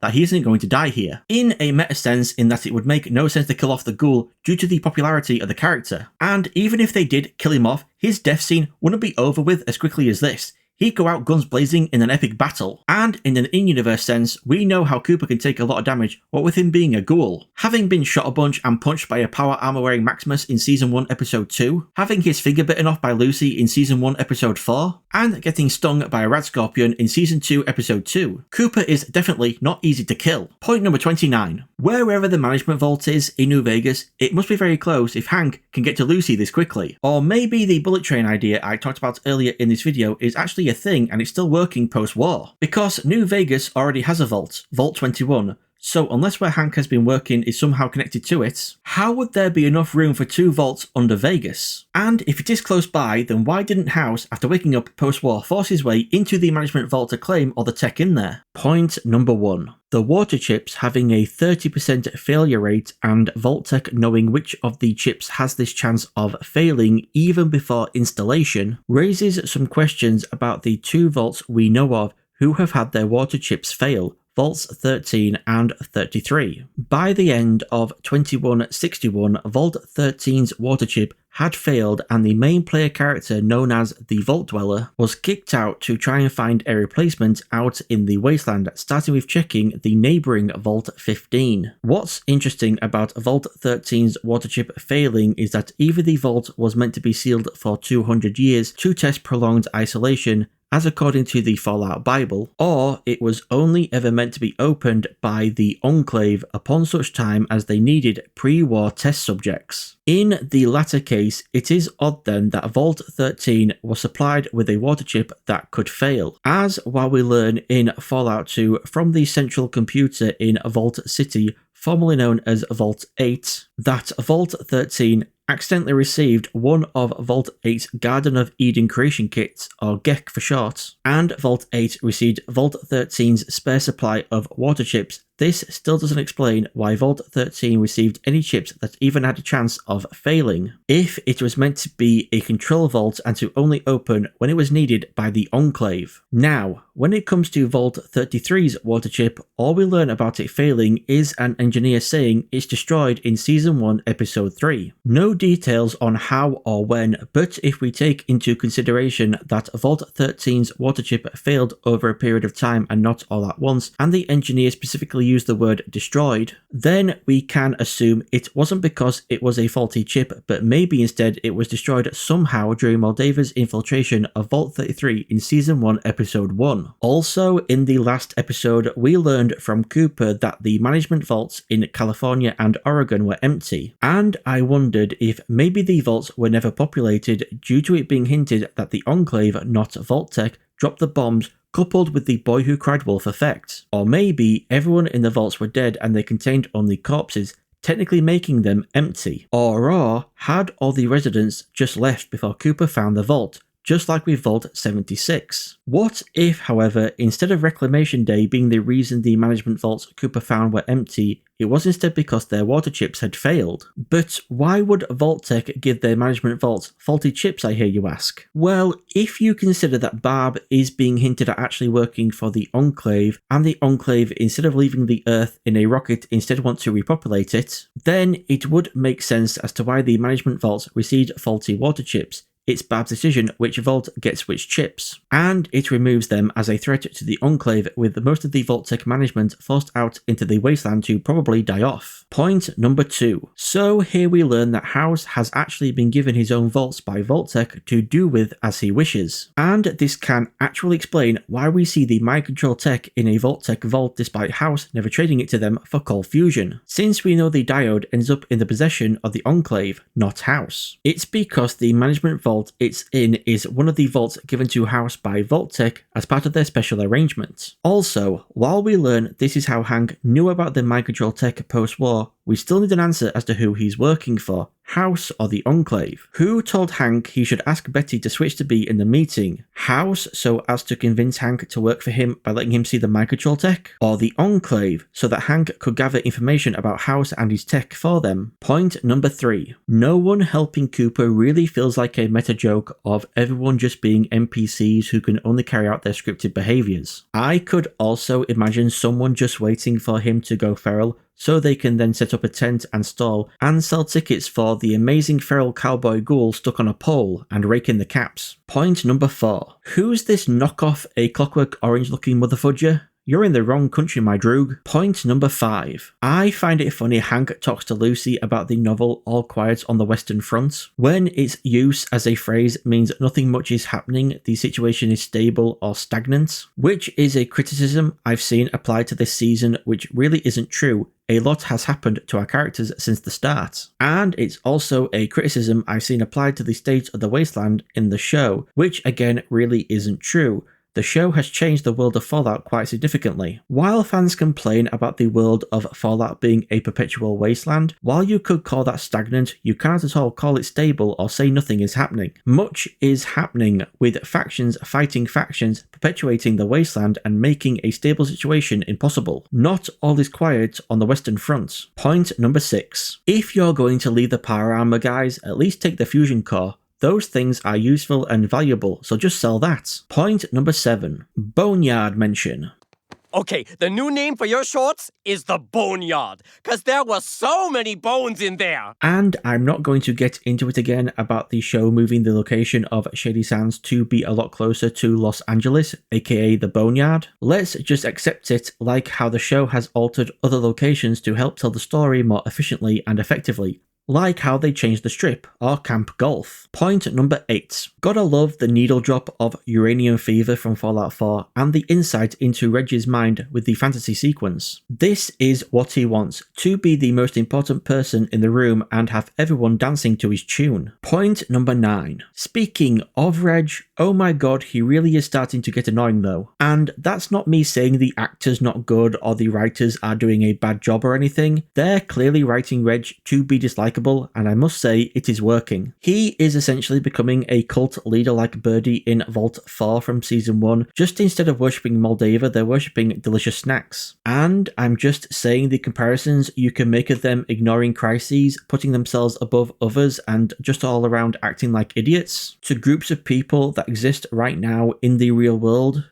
You know, I'm just saying. Point number 10. Oh, fudge. Woody's gone missing? Is he at Al's toy barn again? No, but seriously, if they write out Woody, that'll be such a shame because that actor and character are so good. I wouldn't join Reggie's cult, but if Woody had a cult, I'd definitely join. Point number 11. As well as the marriage poster and Davey looking for his copy of Dean's Electronics, we can also see the perk images for Sniper, Ninja, Action Boy, and what looks like Educated. Point number 12. After the tease of a super mutant arm in Season 1, Episode 2, we finally get a full-on super mutant. I would say see a full-on super mutant, but we don't really see much since he's wearing that Frankenstein's monster-style cloak, which works thematically. And if you're wondering why the super mutant sounded and looked so familiar, it's because it's the voice and face of motherfudging Ron Perlman. The first voice you hear with the opening narration and over the closing slides in Fallout, Fallout 2, Fallout 3, Fallout New Vegas, Fallout 76, and Fallout Tactics. And while he didn't do either for Fallout 4, he did do the voice of the newscaster on the TV at the start of the game. Now, the big question,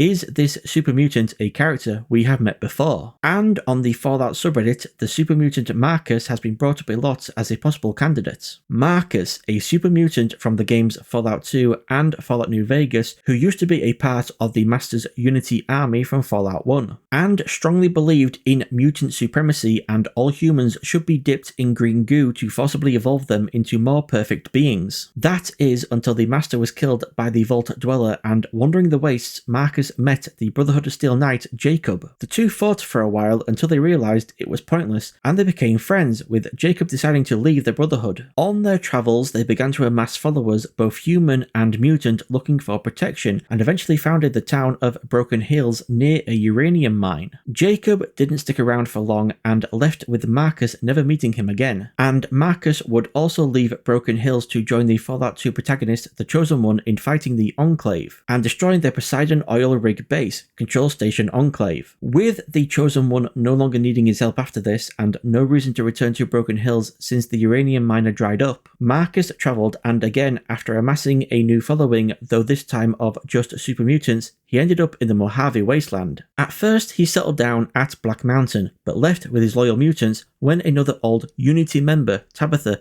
and her Nightkin made living there difficult. And heading away from any human-populated places, he then found and settled down in an old ski lodge up in the mountains, which he named Jacobstown after his old friend. And while predominantly the population of Jacobstown are super mutants, there are actually some human residents, as that is Marcus's dream, to recreate Broken Hills and have humans and mutants coexist peacefully once again. Now, with what the super mutant says to Cooper in this episode, both cases can be made of it being Marcus or not. Super Ron, as I'll call him, really doesn't seem to like humans, and especially not the Enclave, which he name drops, calling them the ones who set all of this in motion. So, 1 point against it being Marcus, with him not liking humans, but also 1 point for. Since we know from Fallout 2, Marcus would know more than your average Wastelander about the Enclave, after having gone with the Chosen One to blow up their oil rig base. Super Ron also having a chunk of uranium could also be a hint at him being Marcus, since he found a Broken Hills near a uranium mine. Not saying he got the uranium we see in this episode from the Broken Hills mine,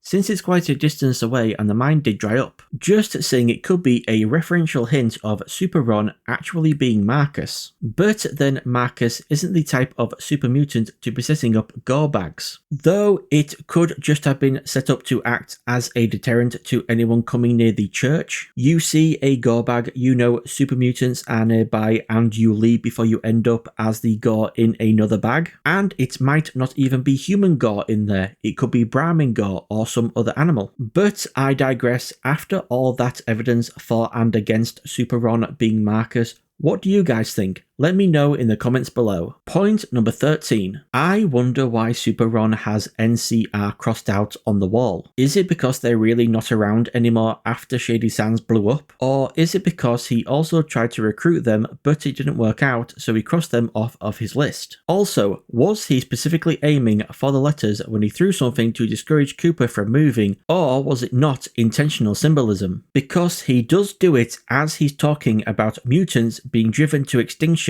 and forgotten about. If Super Ron is in fact Marcus, then did something happen to Jacobstown and that's why he's now at this church? Did the NCR at some point after New Vegas the game come to Jacobstown and destroy it or something? Point number 14. Love the lighting here that makes Cooper look half skeleton, half ghoul, showing how close he is to dying both physically and mentally. Though speaking of mentally, he doesn't make any feral noises throughout this entire scene. So maybe Super Ron gave him some of his anti-feral drug while he was asleep or something. Point number 15. There have been behind the scenes images released of a very interesting scene that appears to have been cut from this episode. The 3 images in question, which I just cannot find the source for no matter how hard I search, appears to show Cooper when he is strapped down in the church, hallucinating Janie and also Lucy. And it may be the case that this scene was cut due to Cooper actor Walton Goggins getting a bit too emotional whilst filming it. As in an interview released on the Verinda Showler YouTube channel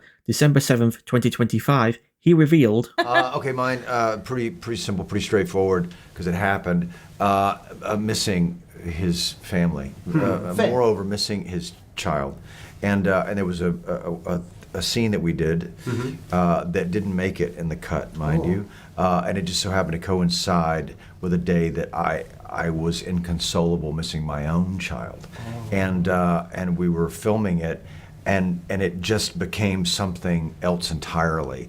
Like it became really, I couldn't handle it. And there were a lot of people in the room, and everybody got uncomfortable, like in the best way, right? Because it's like, man, I just miss my kid, and this, like, you know, whatever this is. And so I think it's just missing being close to the people that you love. Yeah. You know what I mean? Yeah. So it would make sense that he could be referring to this cut scene, which these BTS pictures are from, what with both Cooper and Walton missing their kids. Point number 16. So here's what I think of how Janie being born somehow affected why presumably the Enclave decided to end the world. That, with the birth of Janie, the Enclave convinced Barb to work for them, saying, look, at some point, someone's going to start dropping bombs, be it America or China, it doesn't matter. The end of the world is coming. But if you work for us and get stuff done in Vault-Tec that we want done before we end the world, we'll make sure your family survives and can then help us rebuild a better world from the ashes for your daughter and her children and so on. But now, with her starting to have second thoughts about how much evil she can tolerate to ensure the safety of her family, the Enclave comes along and switches their promise of protecting her family if she does what they say, to that they will now kill her family if she doesn't. As they say, the road to hell is paved with good intentions. Point number 17. Funny story, a few days before this episode, I was hanging out with friends and talking to one who is a massive Fallout fan like me, and I said to him, what with all these hints towards the Enclave returning, I wonder if we might end up seeing Wilsig again, like flashbacks to when he was at the Enclave base in Season 1. Well, call me goddamn Nostradamus, because who do we see in the lift with Barb but none other than Wilsig himself? And he's another character we can add to the list of being from pre-war. We find out he once had a family, and I'm wondering if maybe his situation ended up being the reverse of the Howard families. With Janie and Barb seemingly going into cryopods while Cooper didn't, what if Wilsig went into a cryopod, but his wife and whatever kids he may or may not have had didn't? I also noticed him specifically saying the company rather than the Enclave, which reminded me of Betty also specifically saying the company to Steph in Season 2, Episode 4, rather than Vault-Tec. With Hank also possibly working for the Enclave if not for House, could it be that all those close to Barb in Vault-Tec were also Enclave agents unbeknownst to her? Point number 18. I saw a lot of people confused about the order of these flashbacks on the Fallout subreddit, about how can Cooper tell Barb he heard her say war never changes when Wilsig hasn't yet told her to say that in the upcoming meeting. It's because it's a flashback in a flashback. Cooper asks her who could be worse than her, and the flashback is then meant to be her explaining to him who could be worse and how they threatened their family. And this flashback and the one from the start of the episode all happened before the big corporations meeting that we saw in Season 1, Episode 8. So could the shadowy figure Barb looks at have been Wilsig, and he was there to remind and make sure Barb says about dropping the bombs themselves? Point number 19. I like the juxtaposition of the happy dancing couple on the wall behind Barb and Coop as they're having their fallout. He said it! He said it! Point number 20. If this mind-controlled worker here looks familiar, it's because he's played by Jared Bankins, who also played Khan leader Nick the Prick in Season 2, Episode 1. Now, the question is he still playing Nick the Prick in this episode, and that Nick actually survived the shootout with Cooper and later ended up being captured by Hank? Point number 21. Seeing Biff being wheeled in, I think I speak for everyone when I say the first thought that comes to mind is, where is his pet squirrel? If anything has happened to that poor, adorable squirrel, I say we boycott the show. Point number 22. Hang on, what? Fallout 4? Institute-looking tech doing in a vault in presumably Vegas. Is this the show creators incorporating elements from Fallout 4 and Fallout 76 into the New Vegas setting again? Point number 23. You know how earlier in the video I mentioned the Master's Unity army from Fallout 1, where humans were being forcibly dipped in green goo to turn them into the more superior race of mutants as the Master and Marcus believed they were, to remove differences and make everyone the same, unified in the purpose of creating a better world, hence why they were called Unity? Yeah,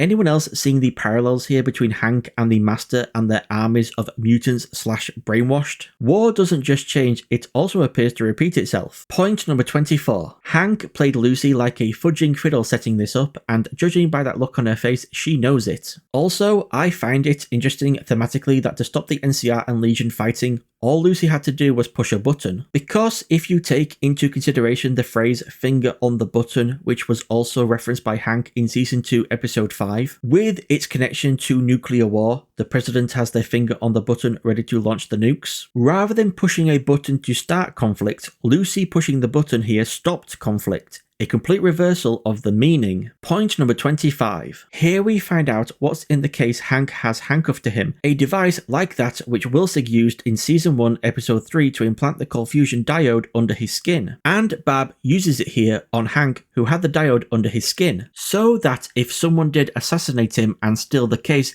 they still would not have got their hands on cold fusion. The question is though, why is Cooper still wanting to take the diode and stop the deal? Maybe he didn't believe House when he said he wasn't going to use the diode to drop the bombs, and he thinks the other companies need it so that they can drop the bombs, so he plans on giving it back to Moldava? Or maybe he was going to try and get rid of it so no one gets it. Point number 26. I doubt Cooper still has the lump of uranium inside of him, because if he did, he'd essentially become a glowing one, irradiating everyone and everything around him. How would he be able to make friends like Super Ron wants him to when he's giving them all radiation poisoning? No. I think Super Ron took it out of Cooper after it gave him enough radiation so that he started to heal. Plus, Super Ron wouldn't want to give up the uranium. I mean, what else is he supposed to put in his lamp to see when he's out at night? Point number 27. In the outro animation, you can see a blink and you miss it sign for FEV cultivation, meaning there must be some form of FEV at the Vault-Tec Southern California headquarters. Because why else would Ronnie take them there, since he says Phase 2 involves FEV? And speaking of Vault-Tec and FEV, I've seen people say, including my friend I mentioned earlier in the video, that the Tri-Vault and FEV are directly connected. I myself don't think so. I think they are connected definitely, in that the next step after creating one or more super managers involves FEV. But if FEV was directly connected, then there'd be rooms full of vats of green goo that are part of the Tri-Vault,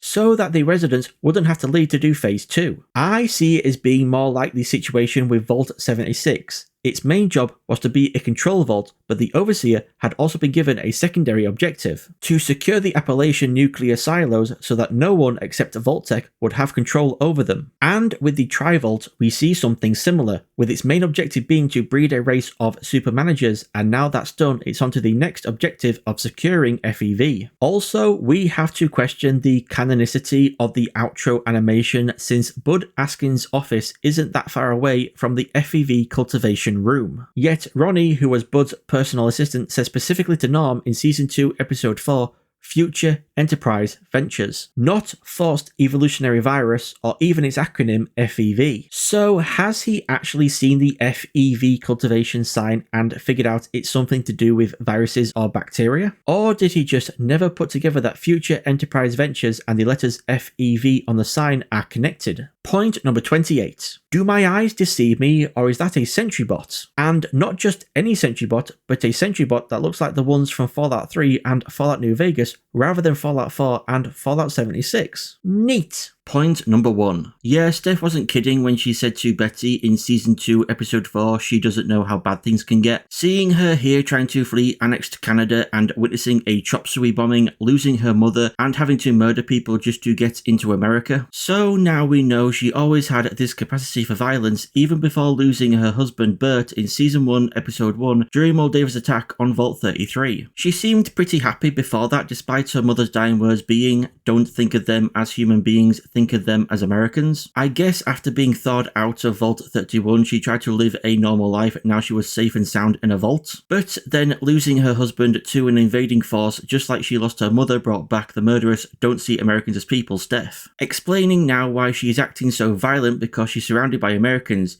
even calling her baby it rather than naming it because it's half American. Though I think there might be some part of post-war Steph still inside of her since she's trying to marry Chet. It's conflicting now with her deep hatred for everyone that's American. Also, her using a knife to carry out her murders calls back to slicing an orange with a knife and intimidating Chet with it in Season 2, Episode 1, which is a nice touch. Point number 2. I like this little father-daughter moment between Hank and Lucy of him teaching her how to drive, even including the you should only use one foot for both pedals rule, which reminds me of season 2 episode 4 of Breaking Bad. Has me wondering who's the worst father between Hank and Walter White. Point number 3. Thaddeus mentioning how difficult he found it to pick up a cup of coffee whilst wearing power armor feels like a callback to when we saw Hank wearing power armor pick up a coffee cup pretty easily in season 2 episode 1. Like the show is trying to highlight this as being important, that somehow Hank was able to operate power armor almost as if he'd done it before. But when? Point number 4. Cooper,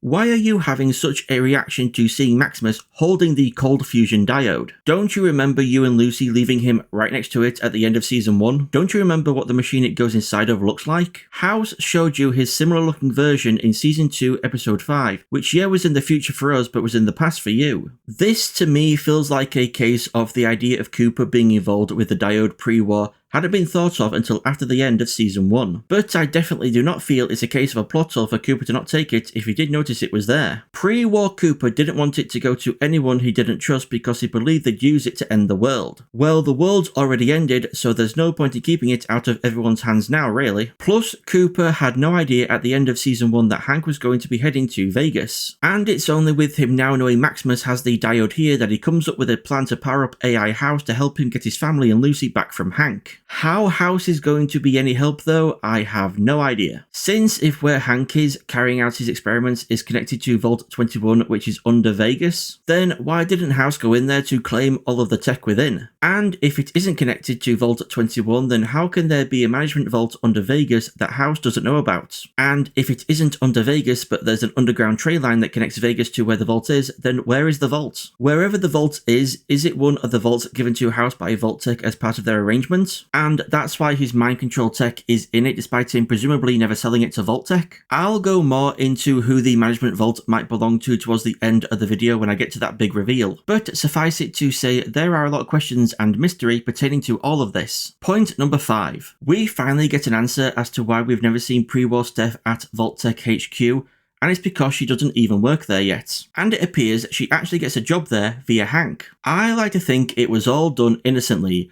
that she didn't threaten or seduce him, she just befriended him and he put in a good word for her. Because if they were hooking up pre-war, how awkward must it have been to be thawed out to discover your old flame is now much older than you, and has a son and daughter who are old enough to be your siblings. Point number 6. Cooper meeting with Congresswoman Welch here is, I think, another case of a flashback within a flashback. When Cooper walked out on Barb last episode and sees Hank at the bar, he's wearing a brown suit. But when we see him and Hank arrive back at Cooper's room, he's wearing different clothes, including a black leather jacket. And what is he wearing when he meets with Welch? The exact same clothes and black leather jacket as when he drugged Hank. Also, another point to this being a flashback within a flashback is Cooper saying to Welch that he knows how the diode is being transported. Why would he say that if Barb has already taken it out of Hank's neck? It isn't being transported anymore, it's in his possession. So I believe Cooper actually made sure he was able to hand off the diode to Welch before attempting to get it from Hank. Point number 7. So I was right in my review of the last episode that Cooper didn't believe House when he said none of the companies who were at the meeting will be the ones to drop the bombs. The question now, though, is why hasn't Barb told Cooper Vault Tech isn't trading cold fusion for world-ending bombs, but for something else? I'll come back to give my thoughts on this question later on in the video. Point number 8. Okay, I'm a big boy. I can admit when I'm wrong. I committed the cardinal sin of taking what a character says as gospel, and said in my review of Season 2, Episode 3 that Thaddeus saying he was a ghoul seems to confirm that he is in fact a ghoul, and what the chicken fudger gave him in Season 1, Episode 7 wasn't some form of FEV that's turning him into a super mutant. Well, with his shoulder mouth he shows Cooper here, plus his arm falling off later, I think we can safely assume what the chicken fudger gave Thaddeus must be somehow related to FEV, and it is now mutating him, maybe not into a super mutant, but definitely mutating him in some fashion. Though I will say I don't subscribe to the theory that Thaddeus is turning into a centaur. From what we know of centaurs, they're the result of humans and various animals being thrown into a vat of green goo, which then mutate and fuse together. And last time I checked, Thaddeus wasn't chucked into a vat of green goo with a load of animals. He seems to be mutating similar to the characters the Master from Fallout 1 and Harold from Fallout 1, Fallout 2, Fallout 3, and the non-canonical Fallout Brotherhood of Steel. Both were exposed to FEV at the Mariposa military base, but neither became super mutants. Instead, they experienced their own unique mutations. In fact, Harold's mutation initially had him resembling a ghoul until the tree Bob started growing out of his head, resulting in how he appears in Fallout 3. And in the non-canonical Fallout Brotherhood of Steel, Harold's body parts have a habit of falling off. And the main player character, the Initiate, has to look around the ghoul city of Lost to find his toe, his eye, and his arm so he can reattach them. So again, I concede I shouldn't have taken Thaddeus at his word and that I should remain skeptical about everything everyone says. Point number 9. I have seen so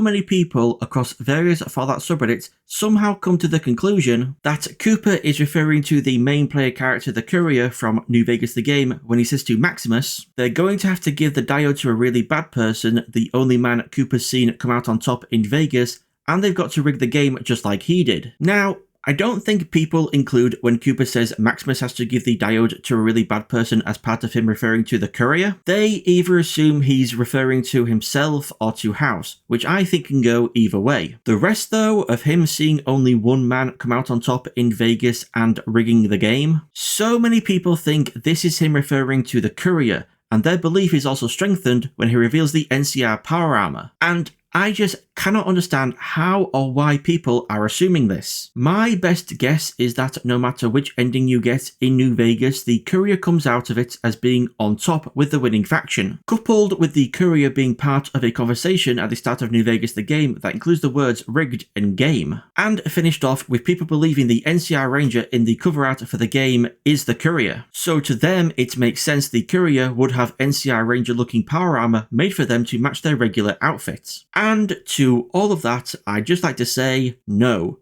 I mean, I'm impressed by your display of mental gymnastics, but no. To me, it is painfully obvious that Cooper is referring to House. House, who always wins. How? By rigging the game in his favour so that he always comes out on top. Cooper pretty much says as much, that he believes House always comes out on top to Victor in Season 2, Episode 3. Plus, the belief that the phrase rigging the game must be related to the Courier because Benny said it to him at the start of New Vegas the game. Why then does it automatically refer to the Courier? He isn't the one that said it, it was Benny. You're attributing a quote said by one person to another person just because the second person heard what the first person said.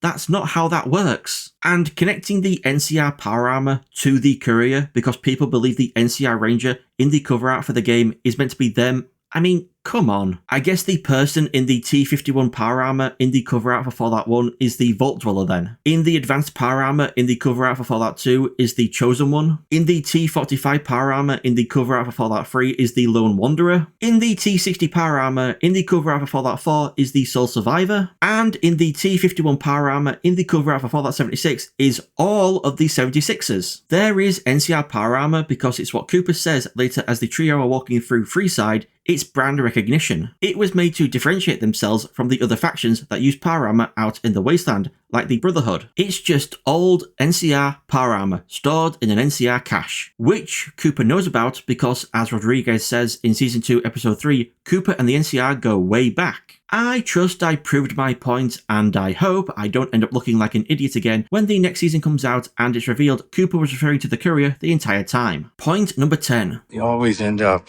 back where you started. Love this line with Maximus ending up back as being NCR and Cooper ending up back in being in possession of the diode. Point number 11. I'm sorry, but is this scene implying Steph murdered Woody and stuffed his entire body down the garbage disposal? Also, fudge this show for getting rid of Woody. I hope Reggie's next and it happens soon to that jelly-eating fudge. Point number 12. A popular theory I've seen regarding the contents of Hank's pre-war keepsake box is that it contains FEV from Vault-Tec HQ, and that Steph plans to put it in Vault 33's water supply to turn them into mutants as part of Phase 2, because we know from Ronnie that Phase 2 for the Tri-Vault somehow involves FEV. But when trying to put all these pieces together, I just cannot make it make sense. Ronnie seems to know something about FEV, referring to it as Future Enterprise Ventures, and he's seemingly taking everyone from Vault 31 to Vault-Tec HQ because, as Bud Askin's personal assistant, he knows there's an FEV cultivation room not that far from Bud's office if the credit animations are considered canon.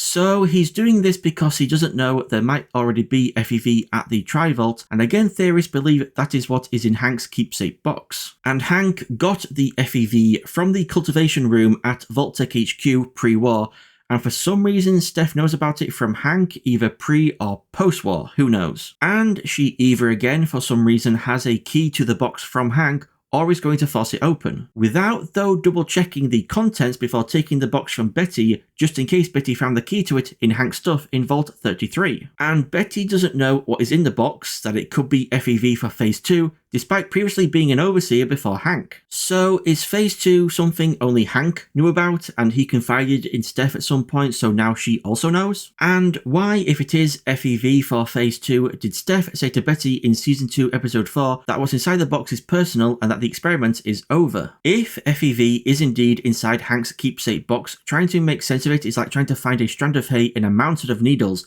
Just so confusing and convoluted. In my opinion, if FEV is meant to be Phase 2 for the Tri-Vault to turn everyone into Super Manager mutants, then there would be a section of the vaults containing vats of green goo. Because what sense would it make for the Vaulties to have to leave the safety of the vault to hopefully find FEV out in the wasteland for Phase 2? I don't think Ronnie knows what he's doing. I think he just overheard future Enterprise Ventures, has seen the FEV cultivation sign at Vault-Tec HQ, and could have possibly just made up the whole Phase 2 thing to begin with, just so that he could lead Norm and everyone else to the building. And you know what I think might be in Hank's keepsake box? Something that Stephanie, Americans Are Not People, Harper could use right now? Vault-Tec Plan D. I think in Hank's keepsake box is a big old bottle of liquid Vault-Tec Plan D cyanide, which Steph is going to put in Vault 33's water supply to kill them all off. Everything with Ronnie talking about future Enterprise Ventures and Nom reading about FEV is just a misdirect. Point number 13.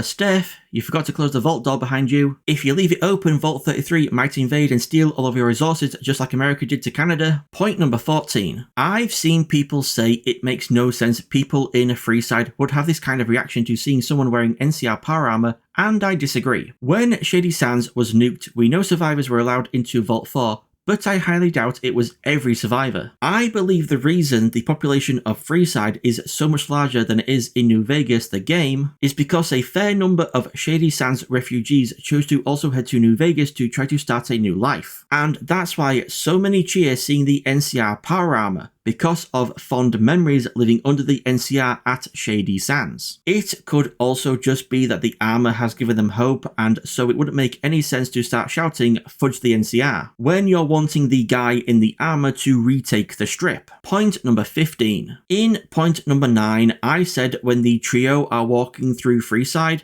my bad, that should have been Quartet. I forgot about Dogmeat. Though, to be fair, just like Thaddeus, she doesn't go with Cooper and Maximus into the strip. In fact, both Dogmeat and Thaddeus disappear completely when Cooper and Maximus start walking towards the gate into the strip. Like, Thaddeus should be standing right there. Point number 16. Everyone who has been saying all season how much Lucy must smell and needs to take a shower and change her clothes must be feeling so happy right now. Plus, she's wearing a version of the Dapper Gambler dress from New Vegas the game, which is pretty neat. Point number 17. Very interesting that Hank refers to the NCR in the present tense rather than the past tense when saying they're just like the Legion. Could it be that he knows the NCR is out there still somewhere? Or could this just be how he's dealing with the guilt of blowing up Shady Sands? Also, I love that Lucy doesn't mince words or both sides which is the worst when it comes to the NCR and the Legion, because it is most fudging definitely the Legion. Point number 18.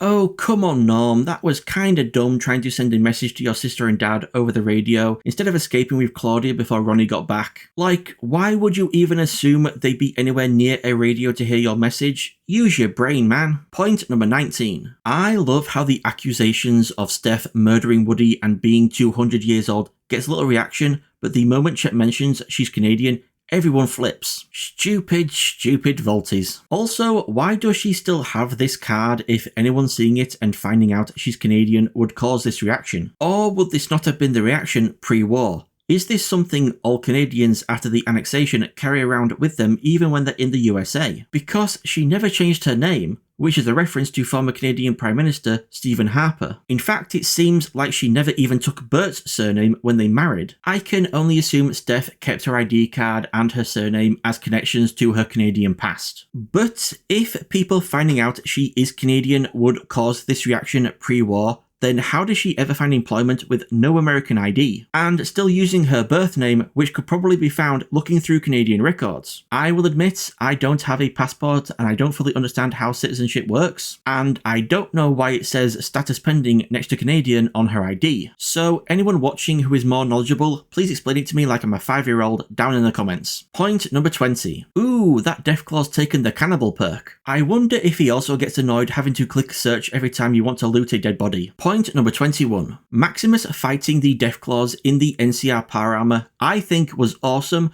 but I have seen some criticisms with it. First, the Deathclaw walking menacingly towards Cooper whilst being shot instead of rushing at him, I've seen people not like. If it bothers you, fine, I get it, but it didn't bother me at all. It's a subjective thing. Another criticism though I saw is why does Maximus go in using the Riddick knife-looking wrist blades instead of using guns on the Deathclaws first? Well, if we ignore that we see a Deathclaw tank multiple Gauss rifle shots, being able to use any weapon whilst wearing power armor in Fallout 4 and Fallout 76 is a requirement for gameplay purposes. But when you consider just how chunky the power armor fingers actually are, there's a reason we've only seen people wearing power armor use weapons like the T60 pistol and heavy assault rifle, which are big enough for their hands. And it could just be that in that NCR cache there weren't any weapons that could be used whilst wearing the power armor. Point number 22. This Securitron laying here has caused many people to believe this means the Yes Man ending is canon. Because when Yes Man uploads himself into House's mainframe, this is where he's standing when his body falls over. If you want to headcanon that,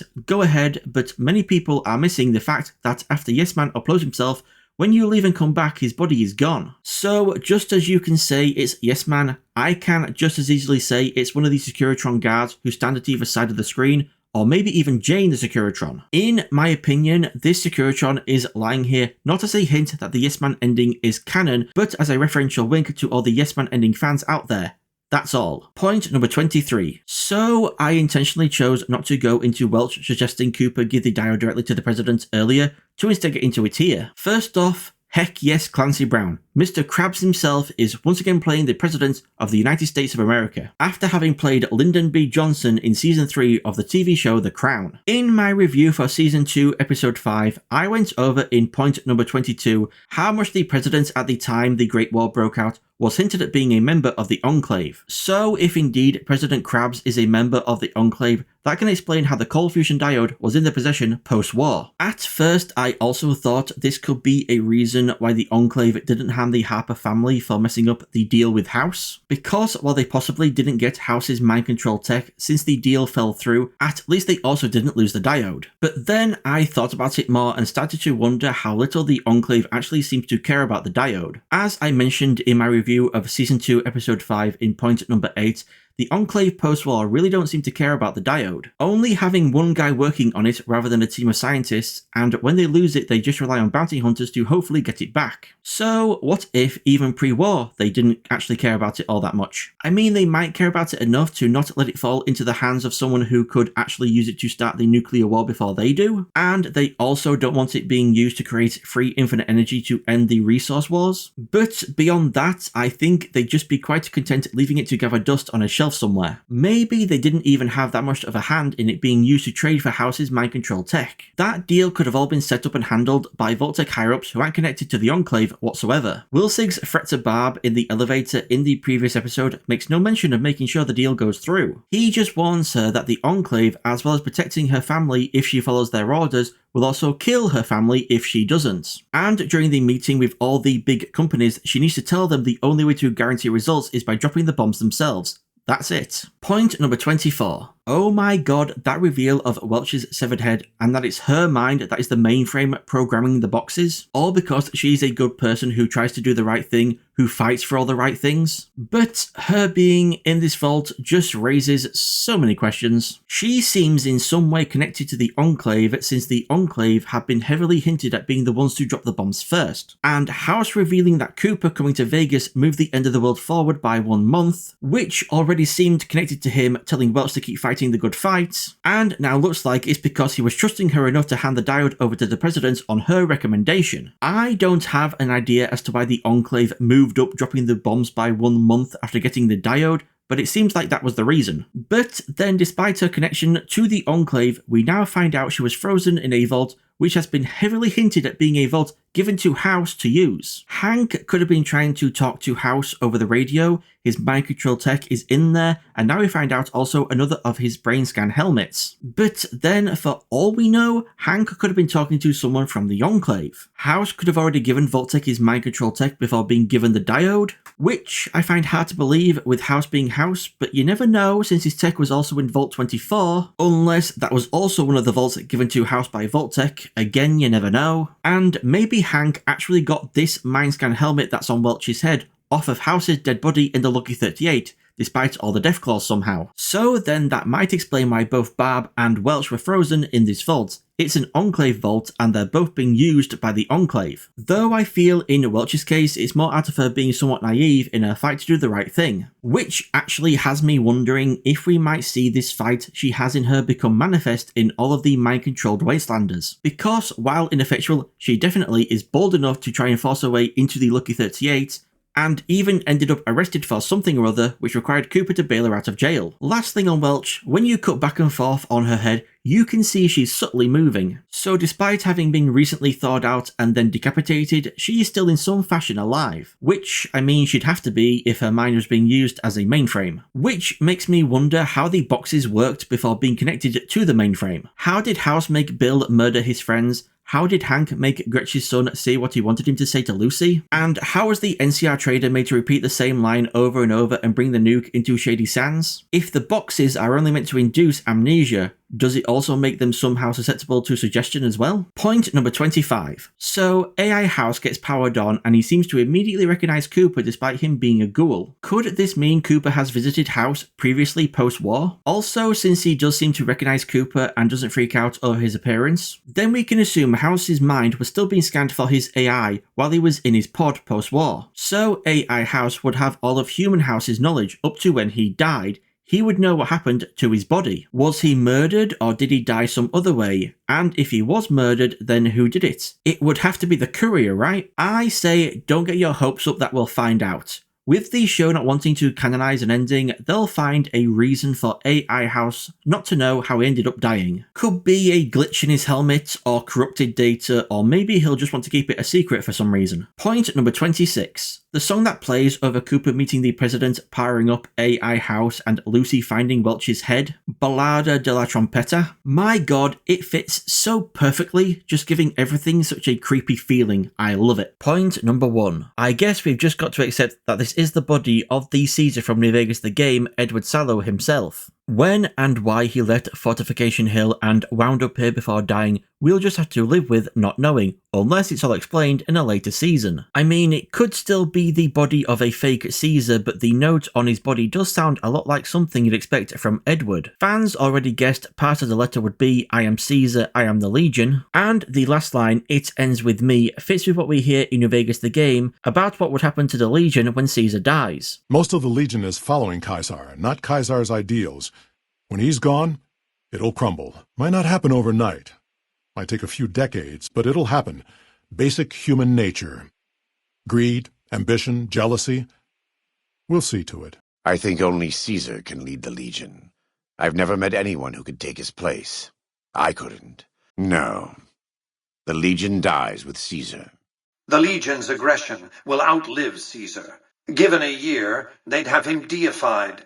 But by then, the Legion will be breaking down, riven by internal conflicts, a monster consuming itself. Point number 2. I call Brahmin shit on Lacerta being able to chew and swallow this old, dry, dusty piece of parchment. It's as unbelievable to me as John Kramer being able to swallow the wax-covered tape in Saw 4. Point number 3. Lacerta either must have very high luck or very high charisma for both Legions to accept him as their new Caesar. I guess it helps he's telling them what they want to hear and directing them at a new target as their bloodlust is up from fighting each other. And maybe they all just don't really care who is Caesar, so long as they get to keep doing the terrible things they want to do. Also, Lacerta having a hint of weakness in his speech reminds me of Cyril Kahn's speech in Andor Season 1 Episode 2, when he wasn't expecting to give one. Though a big difference between Lacerta and Cyril is that Cyril throughout Andor is always lusting for more power, whereas Lacerta here acts impulsively, killing the Centurion who saw the note, eating said note, and taking Caesar's crown for himself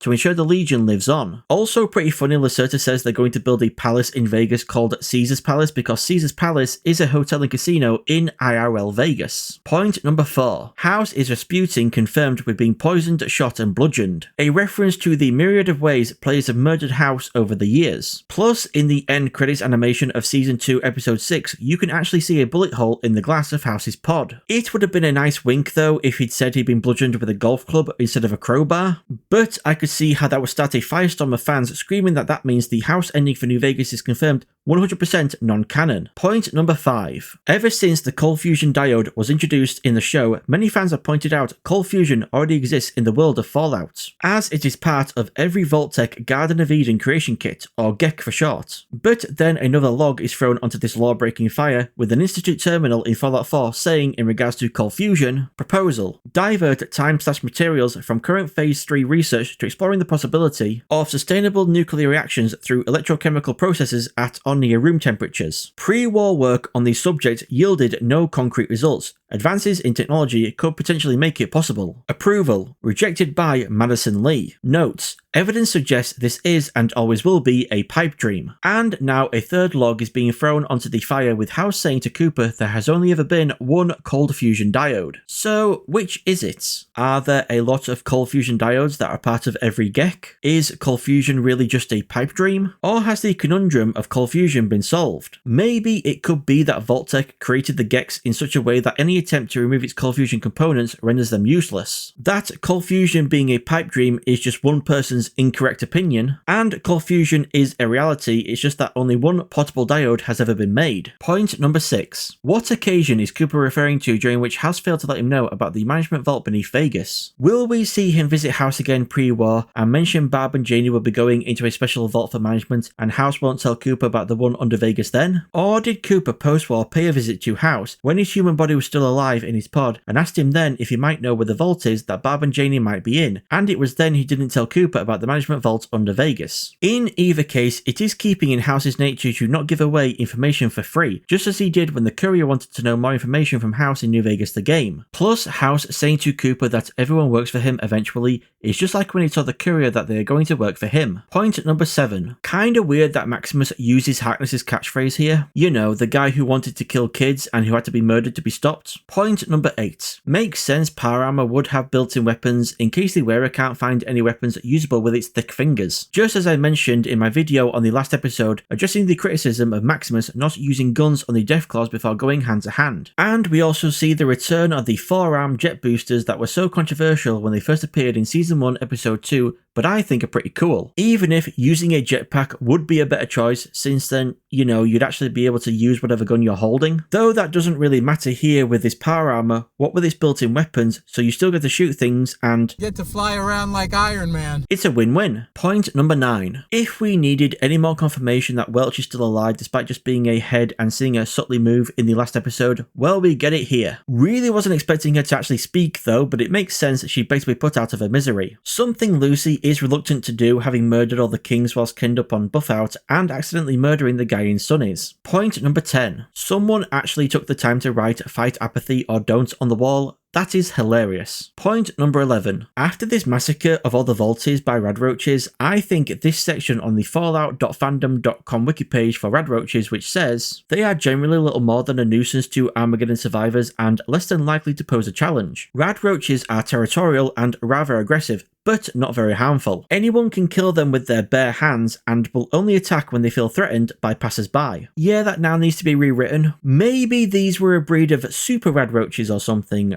though Vaulties dying to rodent creatures isn't a new concept, with Ed, the skeleton in the caves outside of Vault 13's door in Fallout 1, seemingly having been killed by rats. Point number 12. So, my theory that the management vault wasn't actually under Vegas but instead connected to it via an underground tram line was incorrect, and House House did know about the impenetrable vault built a mile under Vegas and says he even rigged it just like he rigs everything to ensure the safety of Vegas. But rigged it how? Rigged it so he can access it whilst in a Pip-Boy as he does in the show? But if that's what he means, then why did he never have a team of Securitrons head down to the vault with him in a Pip-Boy after the war to enter the vault and claim all the tech inside of it? Or instead was he only able to rig it so that he could access its other systems, like its cameras, terminals and cryopods? Which is how we knew pods with Barb and Janie's names on them were down there along with Hank, despite only just being activated. He also tells Cooper this vault doesn't belong to Vault-Tec but to their investors, i.e. the Enclave, who we know Ronnie was trying to contact in Season 2 Episode 5, explaining why they heard Norm's message to his sister and dad from Season 2 Episode 7. He mentions he was off by just a smidge when it came to predicting the end of the world, which as we know from New Vegas the game was 20 hours. And he claims the Deathclaws migrating from Quarry Junction to the Strip was orchestrated by the Enclave, which should come as no surprise due to the wealth of lore connecting the Enclave to the Deathclaws and their control over them throughout the games and outside media. With this seeming confirmation from House that this vault is indeed an Enclave vault rather than one given to him by Vault-Tec. This explains why Welch and Barb were in cryopods here and who Hank was talking to over the radio. Just with him saying he knows how much time the person he's talking to spent calculating to survive all possible contingencies, being a misdirect to make us think he was talking to House. But all this still leaves us questioning why House's mind control and scanning helmet tech was in this vault and Vault 24. With the mind control tech, did someone steal it from him? Did he sell it to Vault-Tec for something other than cold fusion? Or had he already handed it over before being given the diode, which would have been a dumb thing for House to do in my opinion. As for the scanning helmet tech, was it originally House tech or could it be the reverse and House actually bought it from Vault-Tec?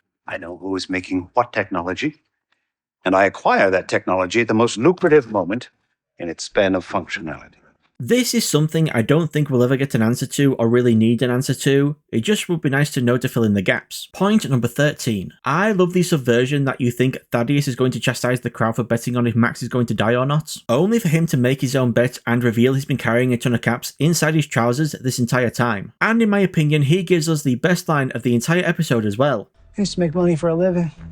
Point number 14. In my video on the last episode, I wondered how the mind control tech worked before Hank set up Welch's head, and I thought maybe as well as inducing amnesia, it also made the person susceptible to suggestion. Well, here Hank confirms this to Lucy, that House just wanted to make mindless slaves, but it was him who wanted to take it further and give them a new, better personality via Welch. Also funny that Hank says House himself was a bit of a robot, when that's literally what he's now become. Point number 15. According to the Myers-Briggs personality test, the ISTP personality is described as tending to enjoy learning and perfecting a craft through their patient application of skills. They can remain calm while managing a crisis, quickly deciding what needs to be done to solve the problem. ISTP people risk focusing so much on what needs to be done immediately that they fail to see the big picture. They don't always follow through on projects that require them to work closely with others. ISTPs are typically analytical, practical, realistic, but also logical and adaptable. ISTPs like analysing problems and responding to crises. They enjoy working autonomously and tend to prefer hands-on or analytical work. Jobs that might appeal to ISTPs might include surgery, agriculture, or engineering. In extreme circumstances, they will tend to feel alienated and upset and prone to whinging and hypersensitivity. An ISTP is egalitarian and generally tolerant of wide ranges of behaviour, but they can surprise others around them by voicing their firm judgments when logical principles are attacked. ISTPs can be a challenge to read as they tend to be quiet and reserved. While some aspects of this personality type can apply to Welch, it ultimately just doesn't really sound like she'd be an ISTP type. When it comes down to it, Myers-Briggs is essentially the same as astrology, giving vague statements that you can interpret any which way so that it can apply to you. And Myers-Briggs, being the gold standard for personnel, explains so much about characters like Welch and Bud Askins. Point number 16. When House says Cooper giving the Enclave the diode made them the greatest threat to the wasteland, I first thought he meant them having it made them more powerful than everyone else. Which doesn't make sense since it seems they never used it post-war or really even cared about it. Only having Wilsig looking into it rather than a team of scientists and relying on bounty hunters to get it back instead of sending out their own troops. But then I thought about it and I think House meant giving the Enclave the diode made them the greatest threat in the wasteland because they had it and no one else did, ensuring no other faction post-war had the benefit of infinite energy to become powerful enough to rival the Enclave. If the Brotherhood or House or the NCR etc.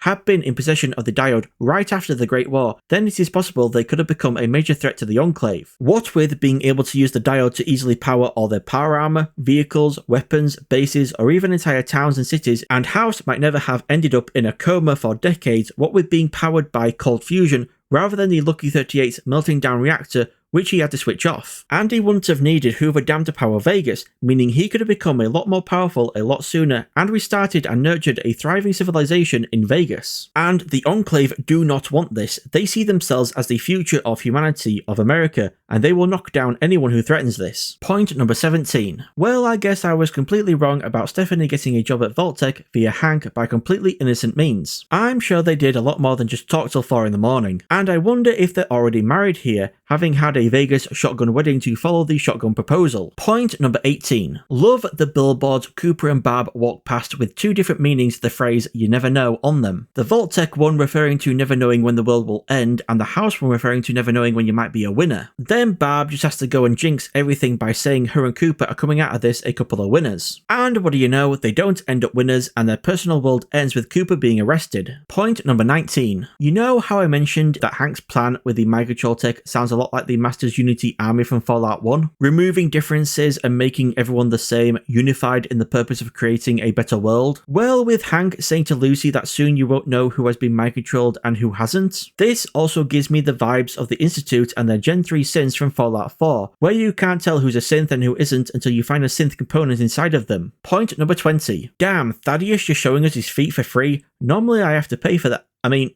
people have to pay for that.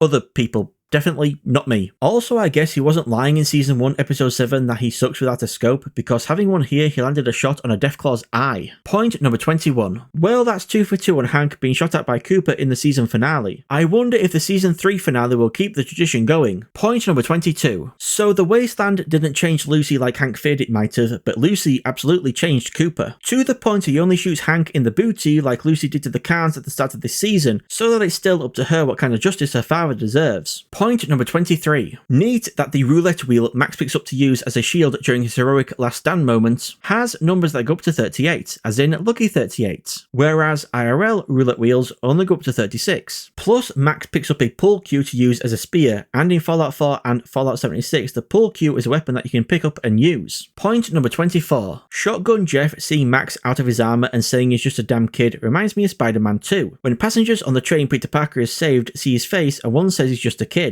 Actually, with the people on the train rallying around Peter against Doc Ock, whereas here, Jeff's attempt to get everyone to help Max against the Deathclaws doesn't work out, this has me convinced that this was an intentional reference to the train scene from Spider-Man 2. Point number 25. So if Lucy shooting at the Ghoulified King in Season 2 Episode 4 wasn't reference enough, to the NCR veteran ranger sniping a fiend in the opening cinematic to New Vegas the game, we get to see that part of the cinematic recreated here, anti-material rifle and all, with this veteran ranger sniping a Deathclaw to save Max. Sure, it's fan service, but it's fan service done right, and I thought it was really cool to see. Point number 26. While I've seen people love the NCR veteran ranger sniper reference, I've also seen people hate the sudden appearance of the NCR, because for some reason, so many people across multiple Fallout subreddits chose to believe the show was saying the NCR is either completely gone, or at least gone from anywhere close to Vegas, which just isn't true based on what we hear in this season. In Season 2 Episode 3, Rodriguez says to Cooper, "Up here it's just us. We've been cut off from reinforcements for more than a decade. The Legion has us boxed in. We've lost touch with our battalion. Please help us contact them.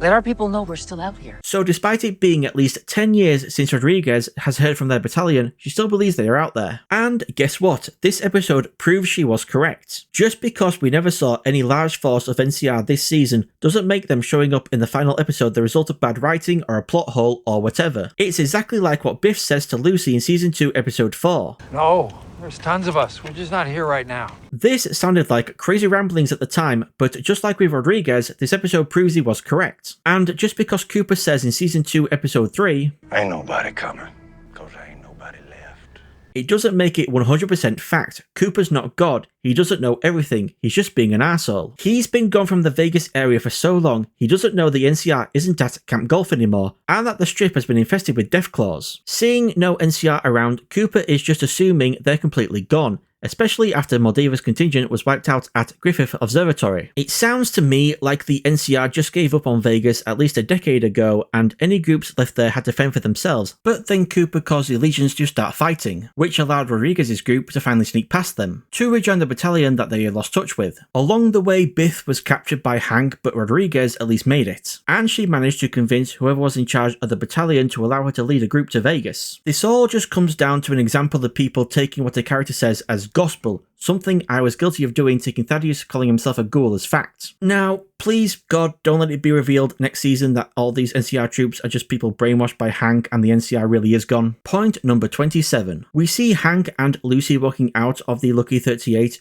which means either the main entrance to the Enclave vault is located in the casino somehow, or House's rigging of the vault included a way down to it within the Lucky 38, and Hank knew about it somehow and is the way he's been using to get there this entire time. Makes me question the relevance of the billboard advertising cryosuites at the Tops Hotel and Casino in the credits animation of Season 1, Episode 8. Point number 28. I've seen confusion about Hank's mind wipe. Specifically, how does he get a new personality despite Lucy having put Welch out of her misery? I guess people forgot Hank telling Lucy in the previous episode that the mainframe programs the black boxes. So each box contains Welch's good-natured personality downloaded to it, which is then transferred from the box into the mind of the person the box is attached to at the push of a button. All Lucy did in putting Welch out of her misery was ensure no new black boxes could have her good-natured personality downloaded onto them. Point number 29. Well, the fans theorizing Hank had FEV in his keepsakes box that he got from Vault-Tec HQ pre-war were wrong, and my theory that inside the case will be a big bottle of Vault-Tec Plan D was also wrong. In fact, I made a post on the subreddit FOTV about my theory. I also made one on the Fallout subreddit, but it was deleted because the mods for that subreddit are trash and should quit. And one comment on my post said, I think it's an all-clear signal machine that will end up calling in the Enclave like in the Fallout 2 intro, and it turns out they weren't far off, so congrats to them. This Enclave Pip-Boy doesn't look the same as the one worn by Wilsig and the other scientists in Season 1, Episode 2. So I'm guessing it most likely is a type worn by those higher up in the ranks of the Enclave, or just a special one they hand out to specific members. When it comes to a direct connection between Stephanie and the Enclave, I can only think of one possible hint. In Season 2, Episode 4, Betty says to Stephanie, "The company we work for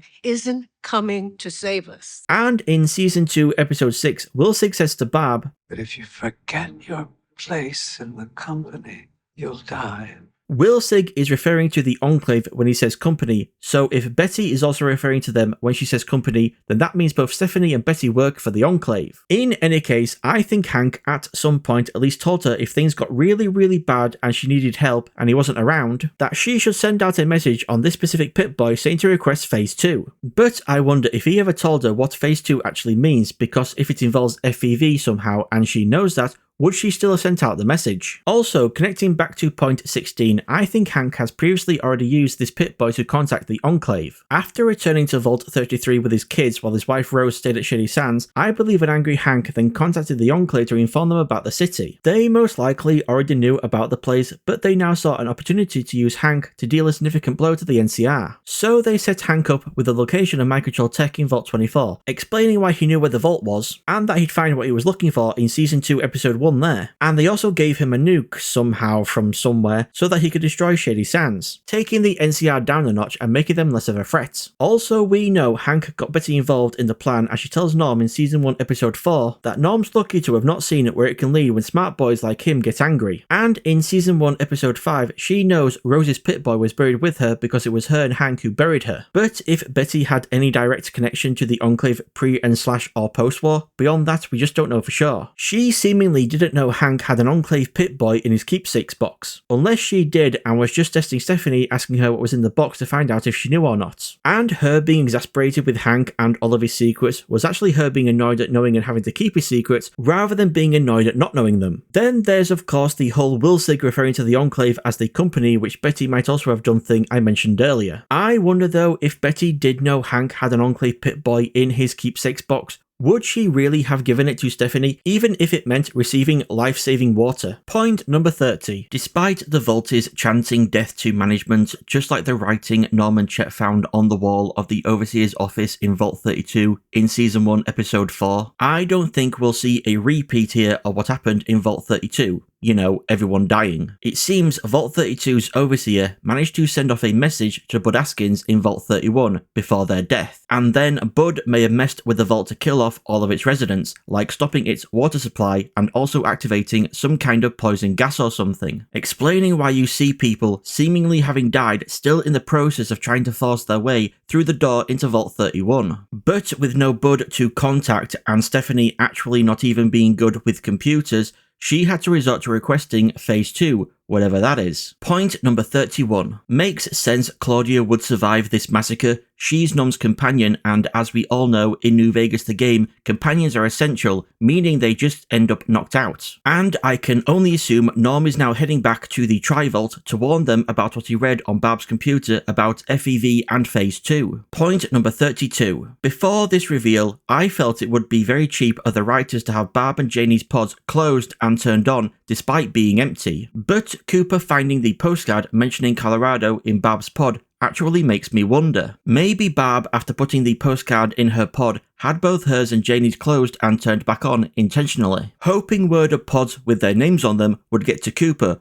or he'd just find them randomly someday, and the postcard would be preserved and found by him and not just overlooked with him only focusing on the pods being empty. I understand Cooper's optimism, but all this postcard tells him is that his family was alive at some point after the war. For all he knows, Barb and Janie could have left their pods 10 years after the end of the war, and by now they'd both be dead. I guess he's either hoping it wasn't that long ago when they left their pods, or if they did leave their pods a long time ago, they went into other pods wherever they are in Colorado. Really does feel though like we're going to be getting another Sean from Fallout 4 situation where Barb's either going to be dead or old, and Janie's either going to be old or middle-aged when Cooper finds them. Point number 33. Now, let's talk about the state of Colorado in the Fallout universe and what we could see in the future with Cooper heading there to find his wife and daughter. As we learn in New Vegas the game, a vast amount of Colorado is Legion territory. Cyberdogs were known to be created in the city of Denver before the war, and many survived the end of the world, with the King's dog Rex being one of them. Post-war, the city is overrun with dogs, and a tribe known as the Hang Dogs learned to coexist with them, becoming culturally and spiritually connected to the canines. But that all changed when Lanius attacked. Before he was a legate, he managed with great difficulty to conquer Denver in the name of the Legion, forcing the Hang Dogs to surrender and join the Legion by burning their dogs alive. Also, the super mutant Marcus, after leaving the player character The Chosen One at the end of Fallout 2, journeyed into the Rockies, where he found a number of surviving first-generation super mutants from the Master's Unity army and led them to the Mojave Wasteland. And the Grand Staircase, while located in Utah, is part of the Colorado Plateau and is where Daniel wishes to evacuate his tribe, the Sorrows 2, to escape from the White Lakes tribe in the New Vegas DLC Honest Hearts. Colorado has also been mentioned in Fallout 76 with an encrypted broadcast from the Brotherhood of Steel bunker Lost Hills to the 1st Expeditionary Force, ordering them to report on their status ASAP as they have not heard anything from Paladin Layla Romani after she led the expedition over the Rockies. Outside of the games, Colorado was also mentioned in the countdown video for the first Fallout TV show teaser trailer released December 2nd, 2023. The video is that of a Galaxy News Network broadcast, and at one point the report says this about Colorado. Now, Vault-Tec Vault living is living the dream. And it's the only way to safety, unless you are the President of the United States or something like that, and you have a mountain in Colorado to go under and direct the events of the world. Not many of us are that. There's only one of those. So that's all the references to Colorado in canon Fallout media, but what about non-canon? Well, it would have been an important location in Black Isle's cancelled Fallout 3, codenamed Van Buren. Pre-war Denver is said to have suffered from a poison gas cloud over the city, which reminds me of the cloud at the Sierra Madre in the New Vegas DLC Dead Money. The city also suffered massive unemployment, famine, riots, and an outbreak of New Plague during the war between America and China. And in post-war Denver, the player would have encountered members of Caesar's Legion, included as a setup for the faction's full inclusion in the sequel to Van Buren. Post-war Colorado was inhabited by many tribes, including the Twin Mothers, the Ciphers, the Iron Lines, and the Hang Dogs. The Hang Dogs, as we know, were mentioned and made canon in New Vegas the game, but so so too were the twin mothers. They were mentioned by Ulysses in the New Vegas DLC Lonesome Road as having created the healing beverage Bitter Drink, and were either destroyed or absorbed by Caesar's Legion. As well as these tribes, there was also a group of scientists inhabiting Boulder Dome and a Brotherhood of Steel bunker in the south called the Maxim Bunker. And the Maxim Bunker, as well as other locations from Van Buren such as Twin Mothers and the Nursery, have been referenced in this show. In Season 2, Episode 3, on the map behind Quintus as he's talking to Elder McCrae. Though this map appears to actually be based on a fan-made map created by DeviantArt user PLKP1830, who also goes by Polak P on Reddit. So the canonicity of many of the locations on the map and where they are located is currently uncertain until definitively confirmed. And finally, for references to Colorado in non-canon Fallout media, we have it being a major location in the game Fallout Tactics. In Fallout Tactics, within the Cheyenne Mountain is a vault, Vault Zero, and within Vault Zero is a supercomputer, the Calculator. Recently acquired data, however, points to the creation of an enormous supervault. This nucleus of the Vault network was built to protect the greatest minds of the time and would be the spearhead of post-war civilization. In the paranoid times leading up to the war, new vaults were being constructed every day. The ancient temples of war known as NORAD became the home for Vault Zero, a storage place for the cryogenically frozen geniuses of the time. The Calculator was built to be a mixture of machine and man, a gestalt of mechanical switches and human brains linked through a cybernetic interface. Supposedly, representing the ideal society, these brains were to govern the higher functions of the Calculator, powering its neural network. The Calculator was designed to oversee the repopulation of the continent in the event of a war, and educate the new humanity in the ways of the old world. But first, it was to sterilize the land, making a fresh start for the soon-to-be emerging citizens of Neo-America. For this task, the Calculator had at its disposal an army of emergency pacification robots that were designed to survive the Holocaust and surface from the ashes immediately after to begin their task. But a mechanical malfunction left the Calculator damaged during the years since the bombs dropped. Mankind had to find its own ways in the darkness of the post-apocalypse.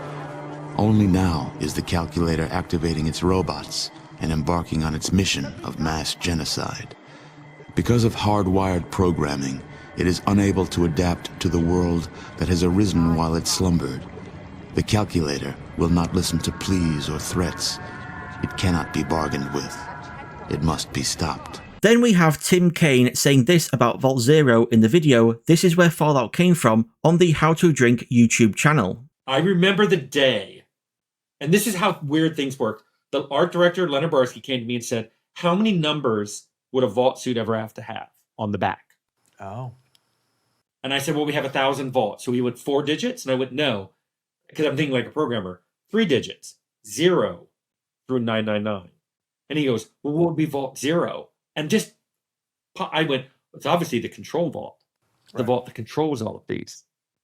And he goes, what do you mean control? And then we ended up talking about experiments, very X-Files. Yeah. And the idea was the Enclave was building a spaceship. So every vault taught them what they needed to know. How long do people keep staying in closed spaces? What happens if the food machine breaks and all it produces is gruel? What happens if the vault suit extruder stops working?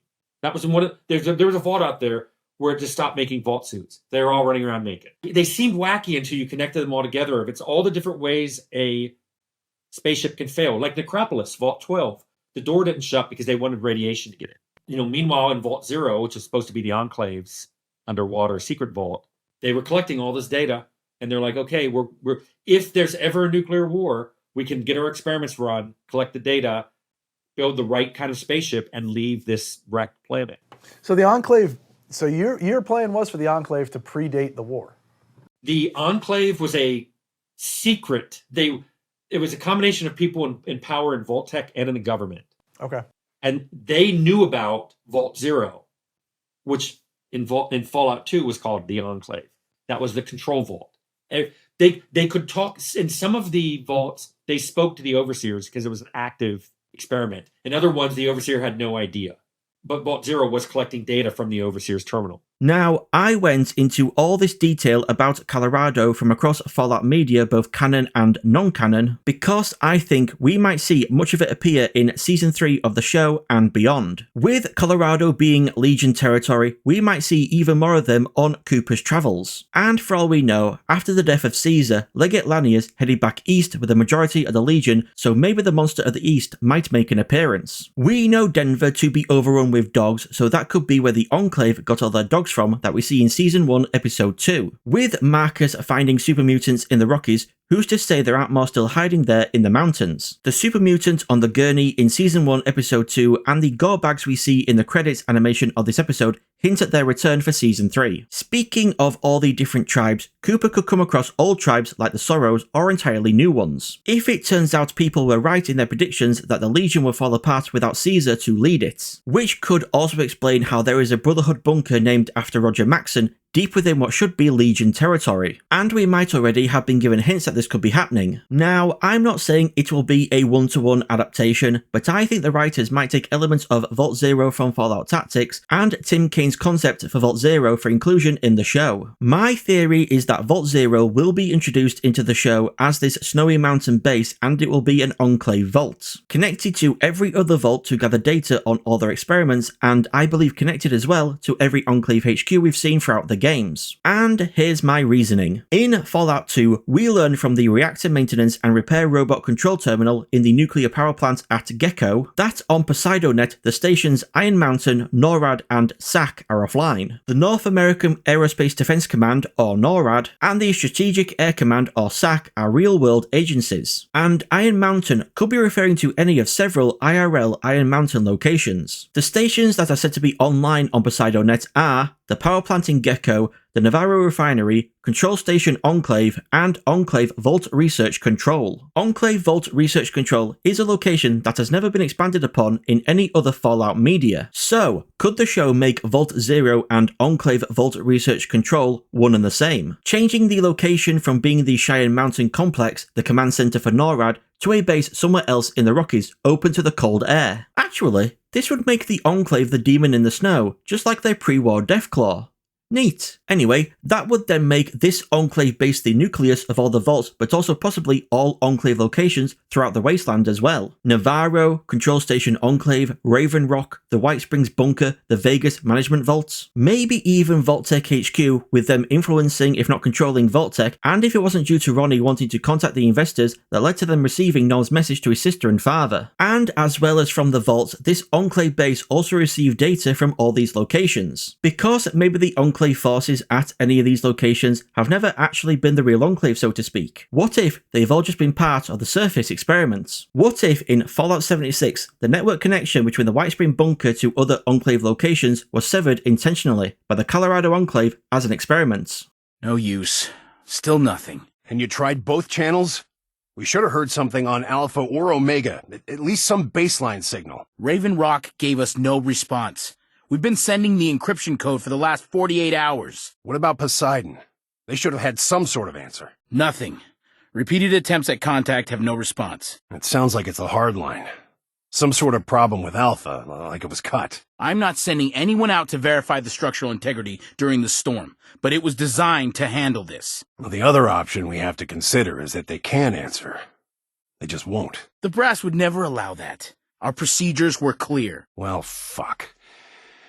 Either way, we're on our own for now. What if the president never actually went to the Poseidon oil rig, Control Station Enclave, as reported in the Boston Bugle as seen in Fallout 4? But he actually went to Colorado, to Vault Zero, Enclave Vault Research Control, Vault Enclave? And it is he who Hank was talking to over the global comms in Season 2, Episode 1. Because maybe he's still alive, maybe in a pod connected to a computer network like House in New Vegas the game, or maybe he became an AI like House in the show, or it could just be his brain, like those connected to the calculator in Fallout Tactics. The Enclave possesses mind-scanning helmet tech as evidence with it being in 2 vaults in the Mojave Wasteland, and House could be wrong that only one diode exists. The Colorado Enclave could have replicated the tech and Wilsig just stole the original. I lean more towards the calculator idea, as we see Stephanie's request for Phase 2 be received by an iBot and a terminal process the request with no human involvement. Just like how the calculator managed Vault Zero and its robots in Fallout Tactics without without any human involvement besides the brains connected to it. Plus, when Hank contacts the Enclave over the global comms, he calls them Sir and says he doesn't doubt they're still alive, due to all the time they spent calculating how to survive all possible contingencies. Calculating?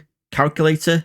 You get it? And that was in fact the Enclave's goal with the vaults and now apparently the surface to gather data to survive all possible contingencies. The one wrinkle in this is that he says the person he's talking to will be begging for his help when this is all over, which doesn't sound like something you'd want to say to the President of the United States, let alone the leader of the Enclave. Now, I just want to point out, while this Enclave base in the Snowy Mountains and Cooper heading to Colorado to find his family are heavily hinted to be connected, the show doesn't 100% confirm this. It's never explicitly said, and I can actually think of a few ways this Enclave base being in the Rockies doesn't make much sense. If the Enclave base we see in this episode is meant to be the same one Wilsig and Dogmeat escaped from in Season 1, Episode 2, and let's put its location as Cheyenne Mountain just for this demonstration, then that means to get from here in Colorado all the way to near Santa Monica Pier, which is where the entrance to Vault 33 is and the town of Philly is close to, would require you to walk almost 16 days straight, no stopping for breaks to sleep or eat or defend yourself from the horrors of the American wasteland. Wilsig and Dogmeat would have had to walk through Legion territory, through the Mojave and past Vegas, and even past Griffith Observatory, the location Moldova wants him to meet her at to bump into Lucy near and in Philly in Season 1, Episode 2. Oh yeah, and he also still had his lab coat right up to the end of his journey, and it was still just as clean as when he escaped. And finally, the Enclave base being in the Rockies makes it even less likely than it already was in my opinion, for the Commonwealth Brotherhood to have heard about Wilsig's escape before Quintus's Brotherhood, since the Commonwealth is on the other side of the damn country and the Rockies is closer to California, and that's the direction in which Wilsig and Dogmeat head toward. Point number 34. I've seen a number of people confused as to why Cooper was arrested despite giving the diode to the Enclave, and my understanding is that this is the Enclave punishing him for interfering in their affairs, for trying to be a hero. In Season 2, Episode 1, Moldova tells Cooper he has access to people and places that normal people don't, but now with him being arrested for un-American activities, he will lose that access along with the power and influence being a famous movie star gave him. This also explains why Bob and Frank in Season 1, Episode 1 call Cooper a pinko, a communist, because now we know he was arrested for un-American activities. They also mention Cooper's working kids' birthday parties to pay for alimony, and it seemed at first Cooper and Bob divorced over the whole war never changes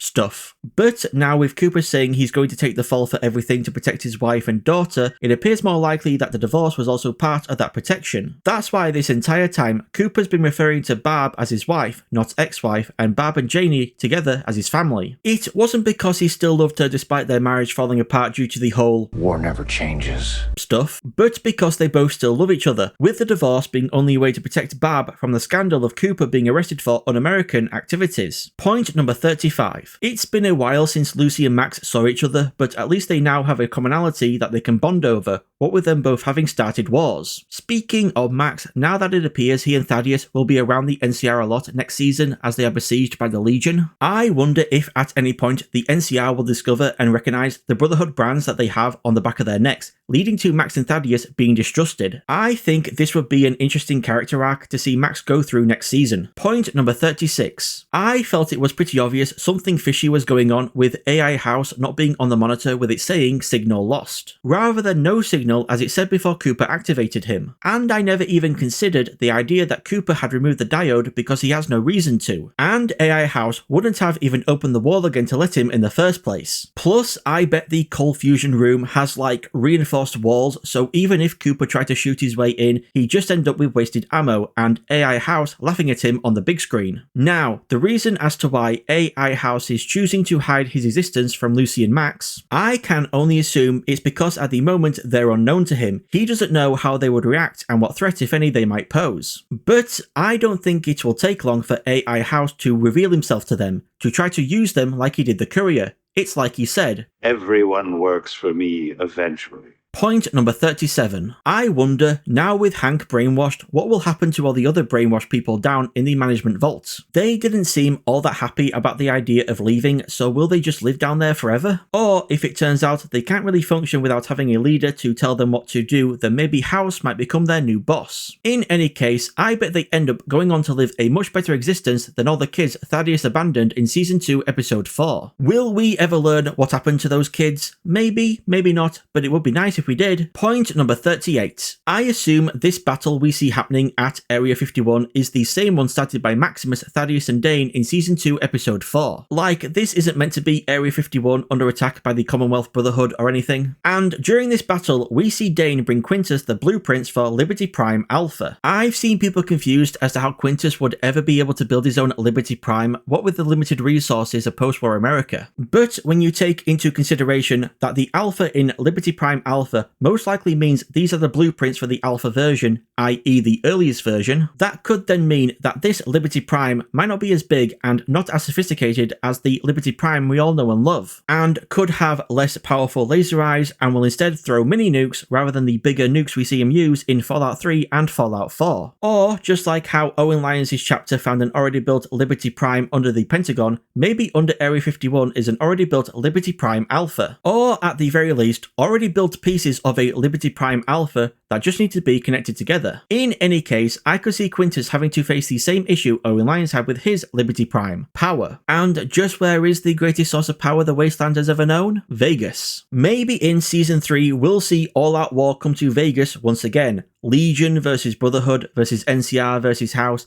and maybe even super mutants and the Enclave could get involved. God, I hope this actually happens. It would be so fudging awesome. Thank you all, everyone, for watching. If you enjoyed the video, and I hope you did, give it a like to let me know. And if you want to see more, then make sure to subscribe. Thank you all so much again for watching. I've been Triple S, you've all been amazing, and I shall see you all in the next video.